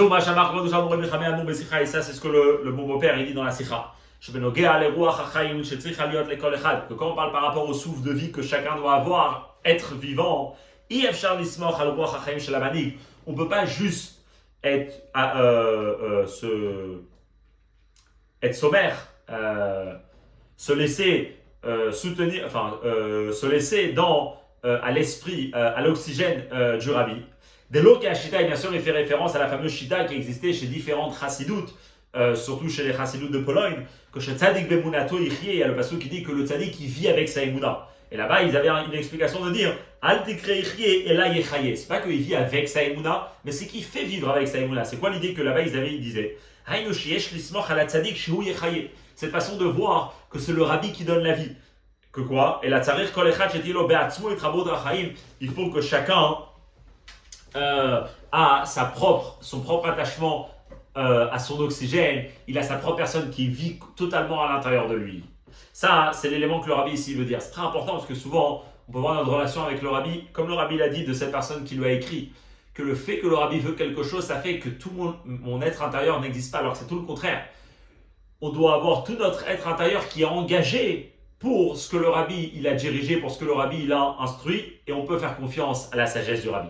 Alors qu'est-ce que ça veut dire concrètement? Comment on le fait ça? Comment on fait ce travail? Donc on a compris, il faut étudier Chassidut. Dans la Chassidut, ça va nous ramener la chaleur, ça va nous ramener la lumière, comme on a expliqué longuement avant. Mais comment on fait que cette chaleur-là et cette vie-là, elle vient de nous-mêmes et elle n'est pas prise de nulle part, et en tout cas que notre personne intérieure, elle vit? Et là, il va dire clairement, il va parler, c'est des mots du Farmrigan intéressants. Ou bien dans des mots clairs, qu'est-ce que ça veut dire? Mais la il est le devoir. Premièrement, de se fixer une étude au quotidien de Torah Chassilut. Premièrement, que ça soit dans le quotidien. Deuxièmement, velo limud beshetriut. Et pas une étude superficielle. Une étude que c'est juste pour étudier pendant ce moment-là. Et la yegi ashel mamash be'avanat inyana Chassilut. Mais d'avoir une vraie fatigue et de faire des vrais efforts pour vraiment comprendre ce qui est écrit dans la Chassilut. Jusqu'à qu'une personne y ressent physiquement qu'il est vraiment arrivé dans un état d'épuisement et de fatigue, tellement qu'il s'est fatigué pour réussir à bien comprendre ce qui est écrit à l'intérieur. Donc ça c'est le conseil que le Rabbi dit. Comment être vivant soi-même? Il y a besoin d'un travail au quotidien et un travail profond et vraiment de faire des efforts dans cette étude-là. C'est quelque chose qui doit être fait chaque jour. Un homme ne peut pas de se faire confiance, de se dire que lui, il est rempli et il déborde même de connaissances de Mahamarim et il les connaît même par cœur. Ou bien même de se dire, c'est bon, juste déjà hier, je me suis fatigué énormément pour comprendre un mamar de Chassilut. Non, et la chovaï, le devoir, il est les travail, les rois, chachaïm, bechol, yom, vayom, mechadash, à nouveau, chaque jour, de se rattacher à ce souffle de vie, c'est-à-dire à cette étude de la Chassilut qui nous donne la vie intérieure, chez Ari Bachaim, parce que dans la vie, c'est pas possible de prendre d'interruption. En fait, si vraiment on comprend que le but de la Chassilut, c'est faire vivre une personne, et pas juste qu'une personne, son judaïsme, où il sent qu'il est traîné par sa pratique, mais qu'il soit vraiment attaché à la vie, donc à ce moment-là, c'est quelque chose de vital. La vie, il n'y a pas d'interruption, c'est quelque chose qui a besoin tous les jours et au quotidien, et avec une grande force de récupérer cette énergie-là. Et comme par rapport à la vie, le Rabbi dit, maintenant il peut dire, il peut prétendre, un homme va être vivant dimanche et mardi. Et la Shebené, mais entre-temps, Yom Sheni, lundi, il veut se reposer, il ne veut pas vivre. C'est un jour qui veut passer sans vivre ce jour-là. À Rémouvan, on comprend bien, malheureusement, s'il ne vit pas lundi, il ne vivra pas aussi mardi. Qu'est-ce qu'il veut dire ici? Si vraiment on prend en conscience ce que la chassidut elle vient emmener à la personne, un attachement à la vie d'un niveau total, alors à ce moment-là, cette étude, elle est obligée d'être là au quotidien, puisque c'est de la seule manière qu'on peut vraiment prendre ça comme de la vie. Ou sinon, ça ne touchera pas profondément à la personne. C'est intéressant, on ici demande ça, c'est un des rares Famregel, on peut écouter sur audio, quand le rabbi il parlait, c'était des mots très forts, le rabbi, c'est-à-dire que le rabbi il parlait aux gens, et le rabbi il se parlait à lui-même, c'est une des rares sirotes où le rabbi il a prononcé son propre nom, le rabbi il disait, et donc quand on étudie, il ne faut pas se contenter de ce qu'on a étudié hier, et on ne peut pas se contenter du Nortike Mendel. Le rabbi a prononcé son nom, son deuxième prénom. Il a dit on ne peut pas se contenter du Mendel de hier. On a besoin du travail d'aujourd'hui. Vous voyez et ce qu'on est en train de dire ici, c'est que Tzarich Adam Iskor, une personne doit se souvenir et doit toujours et doit savoir. Chez Kavanat Adarim Ibepo Al Mamash, que ce qu'on parle ici, c'est du concret.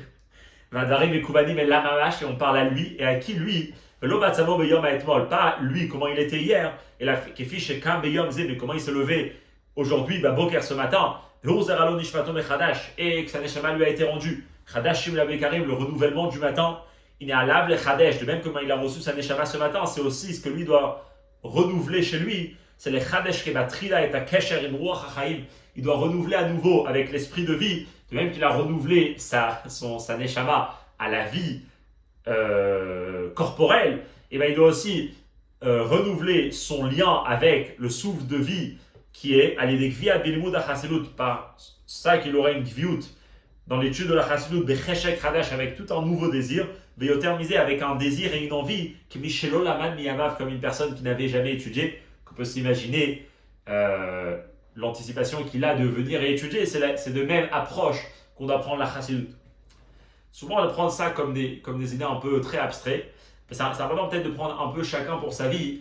Parce que des fois, quand on lit ces mots, ça nous explique un peu comment on peut étudier des choses qui vont vraiment transformer la vie. Des fois, la chose que l'on est en train d'étudier, c'est une chose qui transforme la vie, qui donne de la chaleur et qui donne de la clarté. Et peut-être que nous, l'approche qu'on a à ça, c'est pas comme quelque chose de vital et quelque chose d'extraordinaire. Ce qu'il dit ici, voilà l'approche qu'on doit avoir à la chassidut. Et de cette manière, c'est de cette manière qu'on pourra vivre une vie, que pendant toute la journée, on soit totalement dans la chaleur et dans la lumière comme il faut.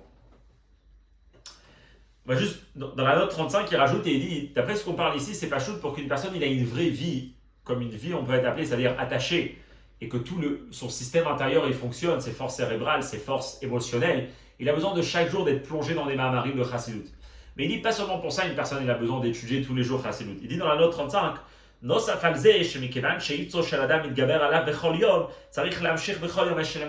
c'est pas juste pour être attaché à la vie, mais c'est aussi du fait parce que les forces du mal, ils se renforcent tous les jours, comme c'est rapporté de la Gemara. Donc du coup, on a besoin nous aussi tous les jours de se renforcer sur cette force du mal qui peut être présente à l'intérieur de nous.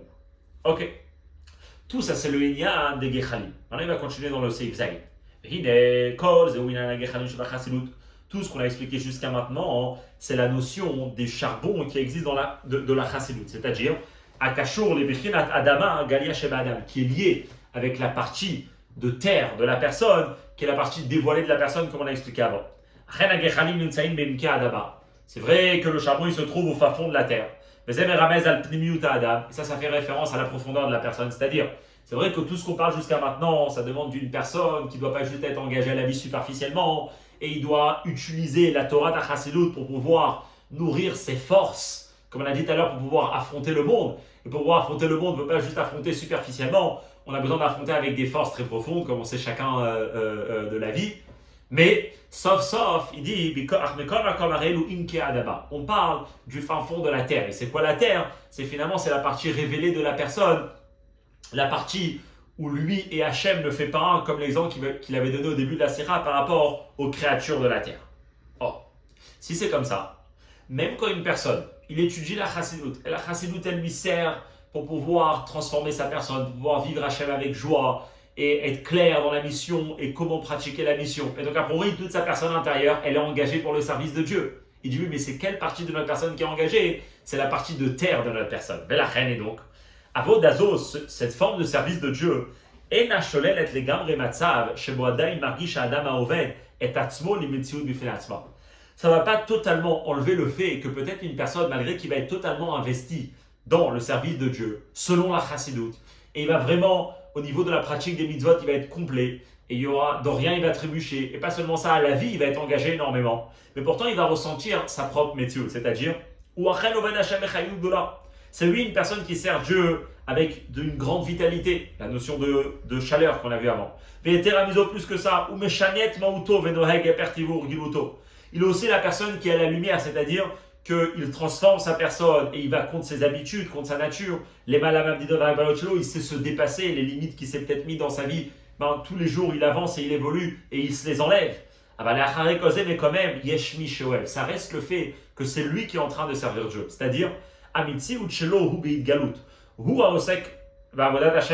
de là, c'est lui qui sert Dieu avec un grand enthousiasme. Avec un enthousiasme qui dépasse toutes les limites que lui il avait dans sa vie, et c'est très très bien. Le Rabbi n'est pas en train de négliger ça. Le Rabbi dit finalement, c'est un service de Dieu que, si on peut le catégoriser, c'est qu'est-ce que la chassidoute peut amener pour moi. Pas pour moi, pour mon ego, mais pour moi, dans mon service de Dieu. Et alors ça c'est la première étape, et c'est comment il faut étudier chassidoute. Et ça c'est pourquoi le Rabbi Rayat il a parlé, parce que ça c'est une nécessité absolue. Mais non, ça a flasé, mais en plus de ça, il y a étudié Chassidut d'une manière qui est encore plus élevée que ça.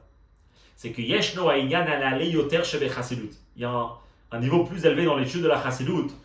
C'est l'Ifol et Inyan Itkasya. C'est pour créer et impacter la personne d'une façon de Itkasya, c'est-à-dire chez Yeha Adam, que la personne elle soit, Mechous c'est complètement couvert, Veshakou les gamres est totalement plongé, Adlema la roche. Jusqu'à sa tête aussi, elle est totalement Bemakor Chayuto, dans la source de la vie, Be'elokut, dans la divinité, Achelo Ye Metziut Bifnei Atzmoka, jusqu'à que même cet élément de sa Metziut ne soit pas ressenti. Qu'est-ce qu'il veut dire ici? Quelque chose de très fort. Il dit, il y a étudié la Chassidut pour la première raison, qui est pour que la personne elle puisse répondre à tous ses besoins du service de Dieu, à tout ce que l'obscurité du monde peut créer à l'intérieur de lui, et donc comment intensifier sa personne. Mais il y a après un matzav où une personne il part autre part. Pas qu'est-ce que la chassidoute elle peut m'amener dans la vie, mais étudier la chassidoute d'une manière que quand je l'étudie, il n'y a pas un autre objectif. C'est juste le fait d'être totalement imprégné de divinité. Vivre un moment, ou peut-être vivre une vie, si c'est une étude de chassidoute qui existe toujours, où la personne, la seule chose qui existe dans sa vie, c'est que même si sa metsiout elle existe, et elle doit exister, mais juste dans le niveau d'exprimer et de continuer la volonté de Dieu. Alors comment on atteint dans un niveau pareil? Alors là il dit c'est pas forcément le travail qu'on a dit avant. Avant il parlait d'abord de fixer un moment de chassidoute et on est obligé de l'avoir pour être attaché à la vie, pour sentir qu'on est vivant et on doit le faire d'une façon que ça demande énormément d'efforts. Mais après il y a autre chose. Il n'y a pas seulement on fixe des moments dans la journée. Ça vient par ça qu'une personne il étudie la profondeur de la Torah, Amayanot Sheba Torah, les sources de la Torah, Sheba Elokut Meira Beofen Galouy, la partie de la Torah dans laquelle Dieu est là et présent de façon révélée. Et comme il va expliquer, ça va demander un travail où la personne, il a une étude de la Torah qui est dans une très grande abondance. Mais déjà, il dit que premièrement, ce qu'une personne il a besoin pour vivre ça, c'est étudier la chassidoute. Pourquoi? Parce que dans la chassidoute, Dieu est ressenti d'une façon claire. C'est-à-dire, on va quand même commencer à rapporter en plusieurs endroits.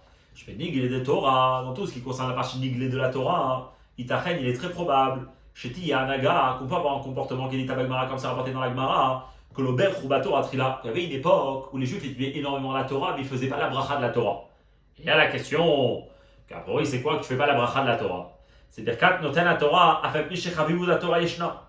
Là-bas, comme là-bas, c'est expliqué dans le Ran, on parle des gens qui aimaient la Torah, qui chérissaient la Torah, qui étudiaient un moment de Torah. Et c'est quoi qu'ils ne faisaient pas la bracha de la Torah? C'est qu'ils oubliaient que la Torah venait de quelque part. Aïnou. Chez Yishkacha Adam et Birkat Noten la Torah Chadeshalom. C'est quoi la bracha de la Torah? Que Dieu il est Noten la Torah, qui donne la Torah. Le juif il peut être amené à étudier la Torah et pourtant au moment où il étudie la Torah, pas du tout le faire pour Hachem. Oublier que c'est Hachem qui lui a donné la Torah. Pourquoi il étudie? Le milieu social dans lequel il a grandi, les habitudes, ça va l'amener quelque part, il va réussir à avoir certaines choses. Il y a plein de raisons pourquoi une personne peut étudier la Torah. Ça c'est possible dans la partie niglée de la Torah. Par contre, quand on parle de la profondeur de la Torah, de la Chassidut, tout le sujet qui est discuté, c'est Dieu, c'est la divinité, bien sûr. Mais Adam Abechira, on n'enlève jamais le libre arbitre. Ou même les Yachol ou les Garot, Chazve Shalom et Titsoara, Latzmo. Une personne, il peut s'inciter, c'est intéressant le mot, son propre Yetzerara sur lui-même. Et venez le Torah Bofen Biltiratsu, il est d'étudier aussi la Chassidoute d'une façon indésirable. C'est vrai. Mais ça, comme le Rabbi dit, ça doit être un effort. Parce que le sujet qui est discuté, c'est des sujets de divinité, c'est des sujets d'Elokut, c'est des sujets de Neshama. Donc une personne, il ne peut pas se perdre là-bas. Donc il dit, c'est quoi l'élément pour qu'une personne, il arrive à un niveau de réveiller son satim de la Neshama, que ça soit complètement réveillé sur lui, que maintenant c'est plus un service de Dieu où c'est lui qui sert Dieu, mais c'est plutôt l'unification totale avec Hachem. Déjà, premièrement, c'est par l'étude précisément de la Chassidoute où Dieu est révélé. Et donc là, il pourra avoir ce lien avec Dieu d'une façon claire. Et va l'aider les mots de Chassidoute Béchoufi. Et quand on étudie Chassidoute Béchoufi, Choufi c'est-à-dire avec abondance. Comme souvent le Rabbi rapportait que les Rébéim, quand ils étaient en prison, ils faisaient Teilim Béchoufi. Après, ils faisaient Teilim tous les jours. Mais Béchoufi, c'est-à-dire qu'ils faisaient beaucoup plus. Il dit pareil ici. Il faut avoir une abondance, un excès, si on peut dire, d'études de Chassidoute. Que là, il casse à l'omède les gamres, je crois que la personne elle est totalement recouverte, elle a ses chakou belokut, et il est plongé dans la divinité. Mais Einma Sheye Latidavo, que c'est un avant-goût, c'est un échantillon de ce qu'on vivra à l'époque de Mashiach.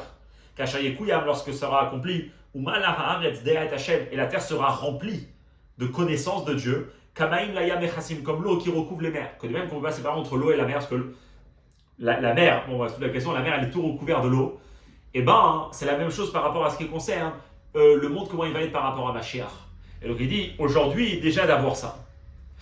Alors ça, comme il a expliqué, cette étude-là de la Chassidoute, qui demande un niveau, qui demande du temps, qui demande un investissement plus que ce qu'une personne peut lui servir dans son quotidien, qui demande, c'est important de comprendre, on lit comme ça des sirotes, ici ce que le Rabbi demande c'est beaucoup, et il faut prendre en considération de l'ampleur de la demande, c'est-à-dire quelque chose de très fort. Là le Rabbi va dire comme ça, mais c'est justement parce que ce n'est pas une forme d'étude qui va aider la personne dans son service de Dieu, parce que c'est pas qu'il a besoin de ça pour être Dieu, ça c'est la première étape, ça c'est le charbon.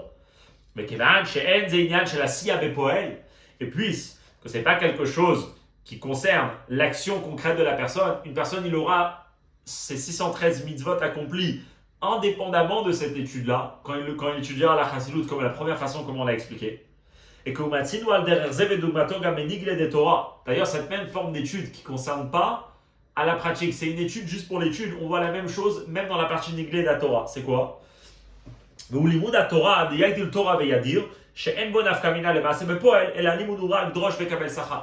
Souvent, on prend l'étude de la Torah, Gadol Talmud, chez Mevili Demaase, l'étude, ça amène à la pratique. On étudie la Torah pour savoir comment se comporter. Une personne étudie la Gemara, la Halacha, pour savoir comment les mitzvot, il faut les faire. On voit dans la Gemara qu'il y a aussi une forme d'étude qui est Yagdil Torah Ve'adir, que pour que la Torah soit grande et puissante. Pas pour que la pratique du juif, elle change. Donc on voit qu'il y a cette forme d'étude, il veut dire que c'est la même chose dans la Chassidoute. Il y a aussi cette forme d'étude dans la Chassidoute. Pas pour impacter le juif dans son comportement, dans son service de Dieu, mais juste pour être unifié avec Hachem. Mais d'un autre côté, c'est un bonus, c'est un supplément. Les fichach ujva davar les margaliot. C'est pour ça que le Rabbi Rayat dit, ça c'est l'élément perle de la Chassidoute. Chez En Aminyan Echechi les gamre, que les perles, c'est pas quelque chose de nécessaire, c'est pas quelque chose de vital, c'est pas quelque chose d'obligatoire. Shariachol Adam Lechadat Kol Chayab les margaliot. Un homme il peut vivre toute sa vie sans perles et il se porte très bien. Pareil, cette idée-là de la Chassidoute, c'est quelque chose de supplémentaire. Jusqu'à là, c'est tout ce que le Rabbi a expliqué de la Sikha du Rabbi Rayat. Et là maintenant, à partir de Seifret, ça arrive, si on peut dire, le chidouche du Rabbi sur la Sikha. D'après tout ce qu'on a expliqué, donc bien sûr, le Rabbi n'a rien rajouté, mais il a beaucoup rajouté, parce qu'il a beaucoup expliqué la parabole du Rabbi Rayat, à quoi ça sert la Chassidoute, les deux éléments qu'il y a dans la Chassidoute. Pourquoi on a besoin d'un Rabbi? Pour nous montrer, pour étudier, pour savoir comment appliquer les idées de la Chassidoute. On doit nous-mêmes se travailler pour que l'étude de la Chassidoute nous attache et nous crée notre propre personne intérieure, ça c'est vrai. Rabbi ici, il va dire quelque chose de nouveau. C'est vrai que le Rabbi Rayat, il a appelé ça perle, il appelait ça des perles, parce que cette étude de la Chassidoute avec une abondance, c'est quelque chose de supplémentaire, c'est un bonus, c'est pas quelque chose d'obligatoire. Mais là, le Rabbi va un peu changer. Il va pas changer, il va dire qu'aujourd'hui, on vit dans une autre période. Quand est-ce qu'on peut parler des perles? Que les perles, c'est pas quelque chose d'obligatoire. C'est lorsqu'une personne, il reste dans ses propres quatre amotes, comme on a dit. Une personne, quand il vit chez lui, dans la vie au quotidien, on n'a pas besoin de porter des bijoux. On n'a pas besoin de porter des perles, on peut juste s'habiller normalement et tout va bien. Ok. Maintenant, on s'imagine une personne quand elle vient rencontrer le roi. Velo comme Shamelech Nimtsa Basade, et pas comme le roi il est dans le champ. Et là-bas, quand on vient rencontrer le roi dans son palace, pas seulement dans son palace, dans sa chambre privée. Azaï, Endai Bekar Shiyukol Shlemut. Juste d'être habillé et d'être habillé entièrement, filouiller le boucher hacher, et même si on a des habits de riches, des habits de marque, des habits de valeur, c'est pas suffisant. Quand on vient pour rencontrer le roi, devant le roi, on a besoin d'avoir des bijoux, des perles, et des perles qui sont au niveau et appropriées à quelqu'un qui se tient devant le roi. Et sinon, et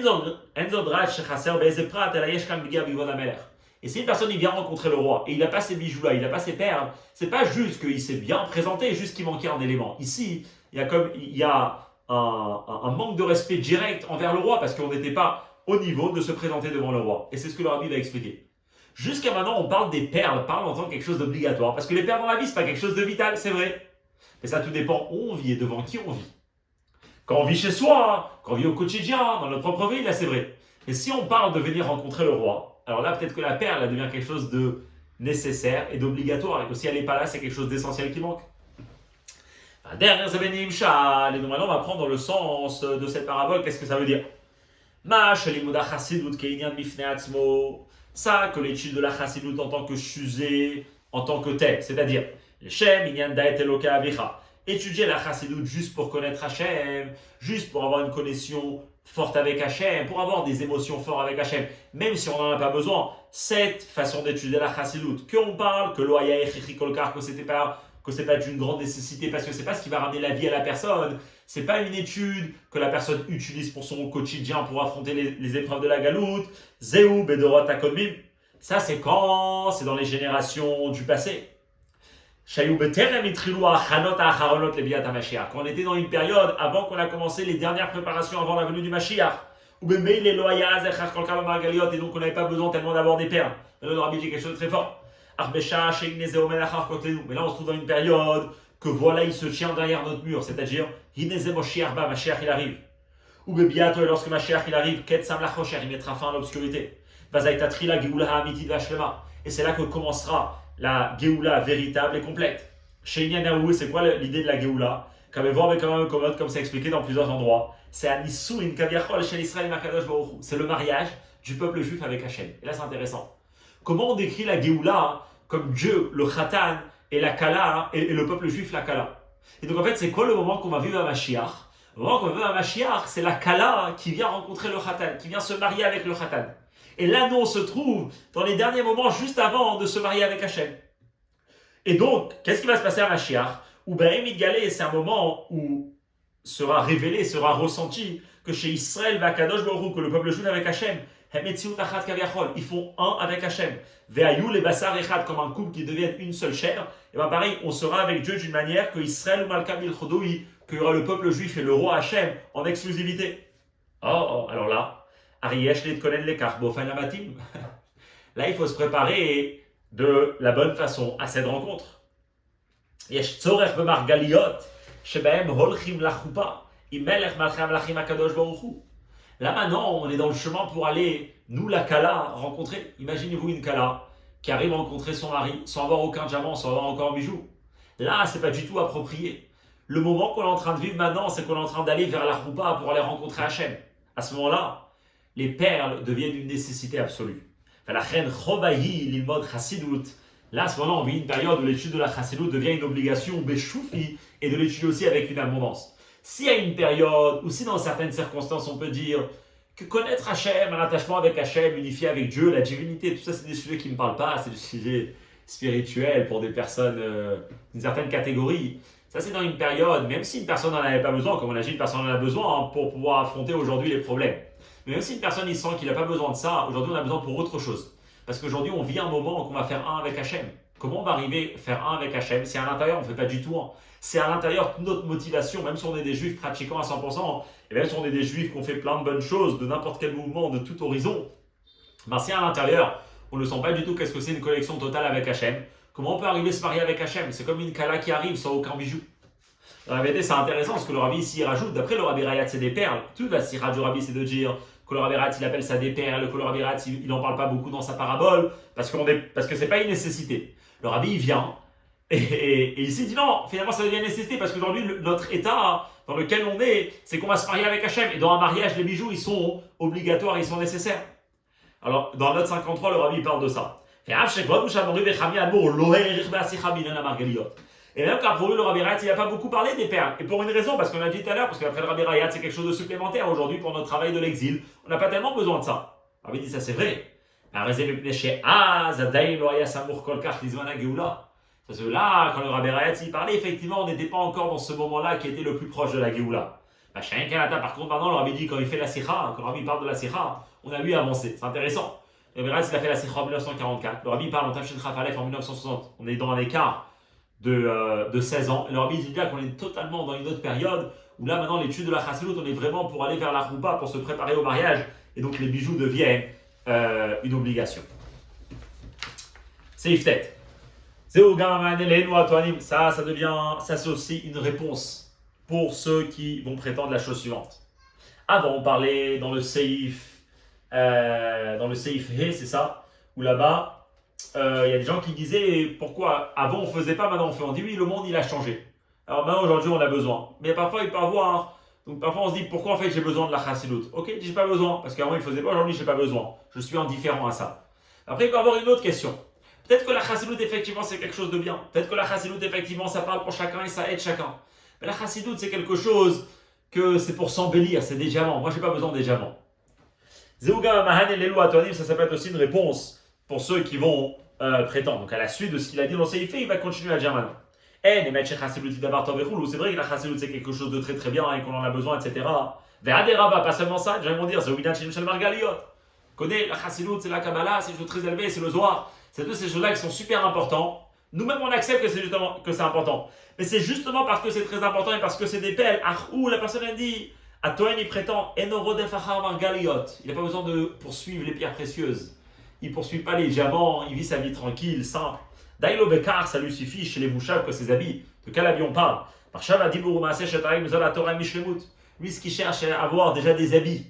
Et des bons habits. C'est quoi les habits? C'est pensée, parole, action dans les 613 mitzvot. Que personne elle recherche, c'est comment ça soit entier. Et quoi? Mais peut-être aussi il va avoir des diamants, des bijoux.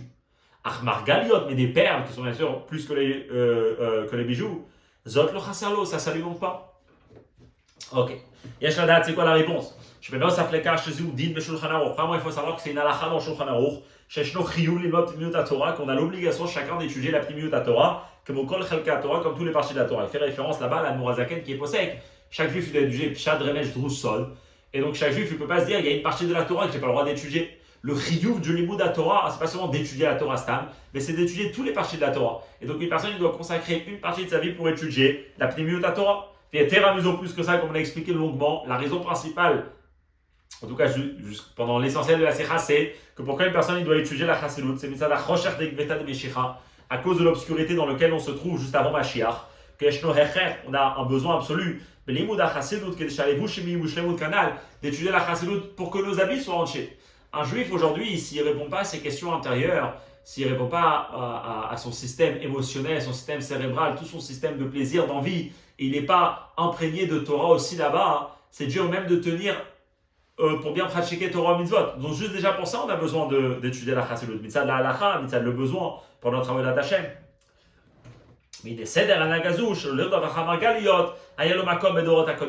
Ce comportement-là de dire qu'il y a une partie de la Torah qui est des perles et qui est un bonus, qui est supplémentaire, ça c'était dans les périodes d'avant qu'on arrive juste avant Mashiach. Ah bah là, maintenant, Kacher,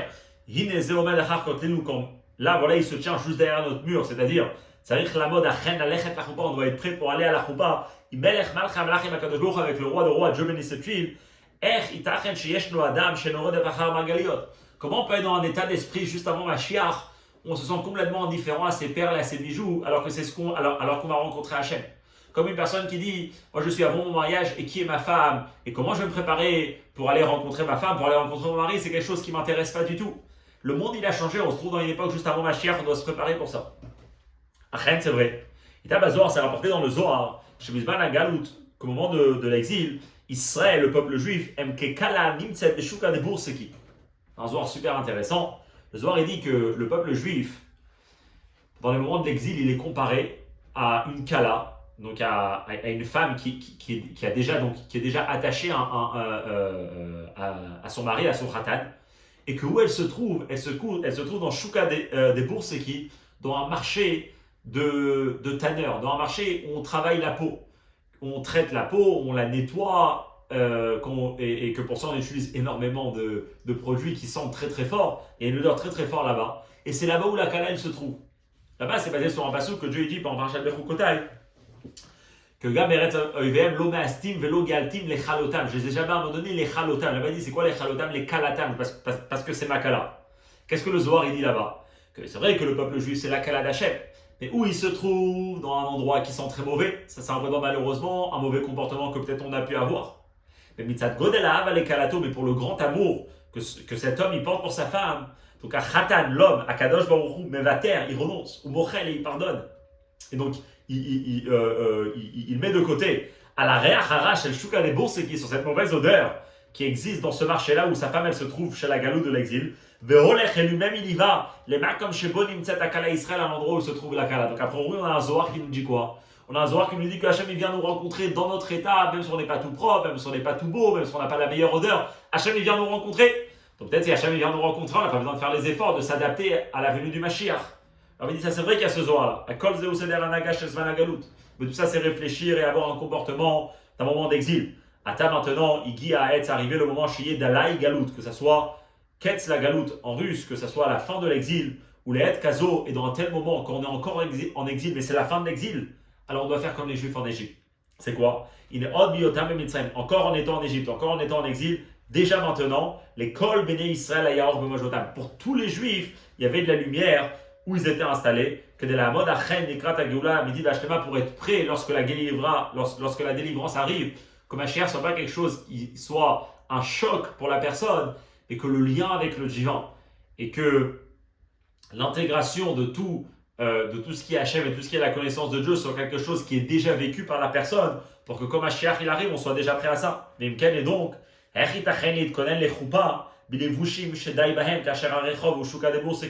comment on peut se préparer à aller à la choupa en portant des habits qui sont appropriés à la tenue qu'on porte quand on se trouve dans un marché de tanneurs? C'est sûr que ce n'est pas du tout approprié, et donc la personne il doit déjà être dans un état de Géoula, dans un état de délivrance. Et donc de se préparer comme il faut à la choupa avec Hachem, c'est-à-dire beribouy margaliot, d'avoir une abondance de perles, c'est-à-dire atzafat haolam belimud hachasidut, d'inonder le monde avec l'étude de la chassidout, Kamaim Layam et Chassid, vraiment de répandre la chassidout de partout, d'étudier avec tout le monde et d'intérioriser et de faire tout ce travail qu'il a dit avant. Il est higoufa, c'est ça même, comme Ezarez et Tumemaeret et Taishtatfut, qui précipitera et qui amènera beaucoup plus vite notre participation, Bepoel concrète, Besimcha Gdola, à la grande joie chez la Nissou, Ben Israël, Vakadosh Baruch Hu, du mariage entre Hachem et le peuple juif. Que cette étude qu'on a déjà maintenant pendant le moment de l'église, que ça même, ça fasse qu'on pourra participer concrètement à la venue du Mashiach. Et alors, ça sera une période où on verra avec des yeux de chair, où les matamasarat fachim d'une façon totalement réelle, que chez Israël, que le juif avec Hachem font un, Israël ou Malka bil Chodoi, Israël est le roi en exclusivité, ou Bemera Beyamen ou Amash, et très très prochainement, qu'on puisse très très prochainement mériter à étudier la chassidout, que la chassidout elle puisse répondre à toute l'obscurité que chacun peut vivre à l'intérieur de soi, qu'elle puisse être la lumière qui l'éclairera dans tous les domaines de la vie, dans tous les doutes, dans toutes les épreuves, dans toutes les difficultés. Et pas seulement ça, qu'on puisse avoir une vie où tous ces problèmes-là ils sont déjà réglés et qu'on a investi dans une étude de la chassidout juste pour vivre déjà dans un monde de Mashiach, déjà dans un monde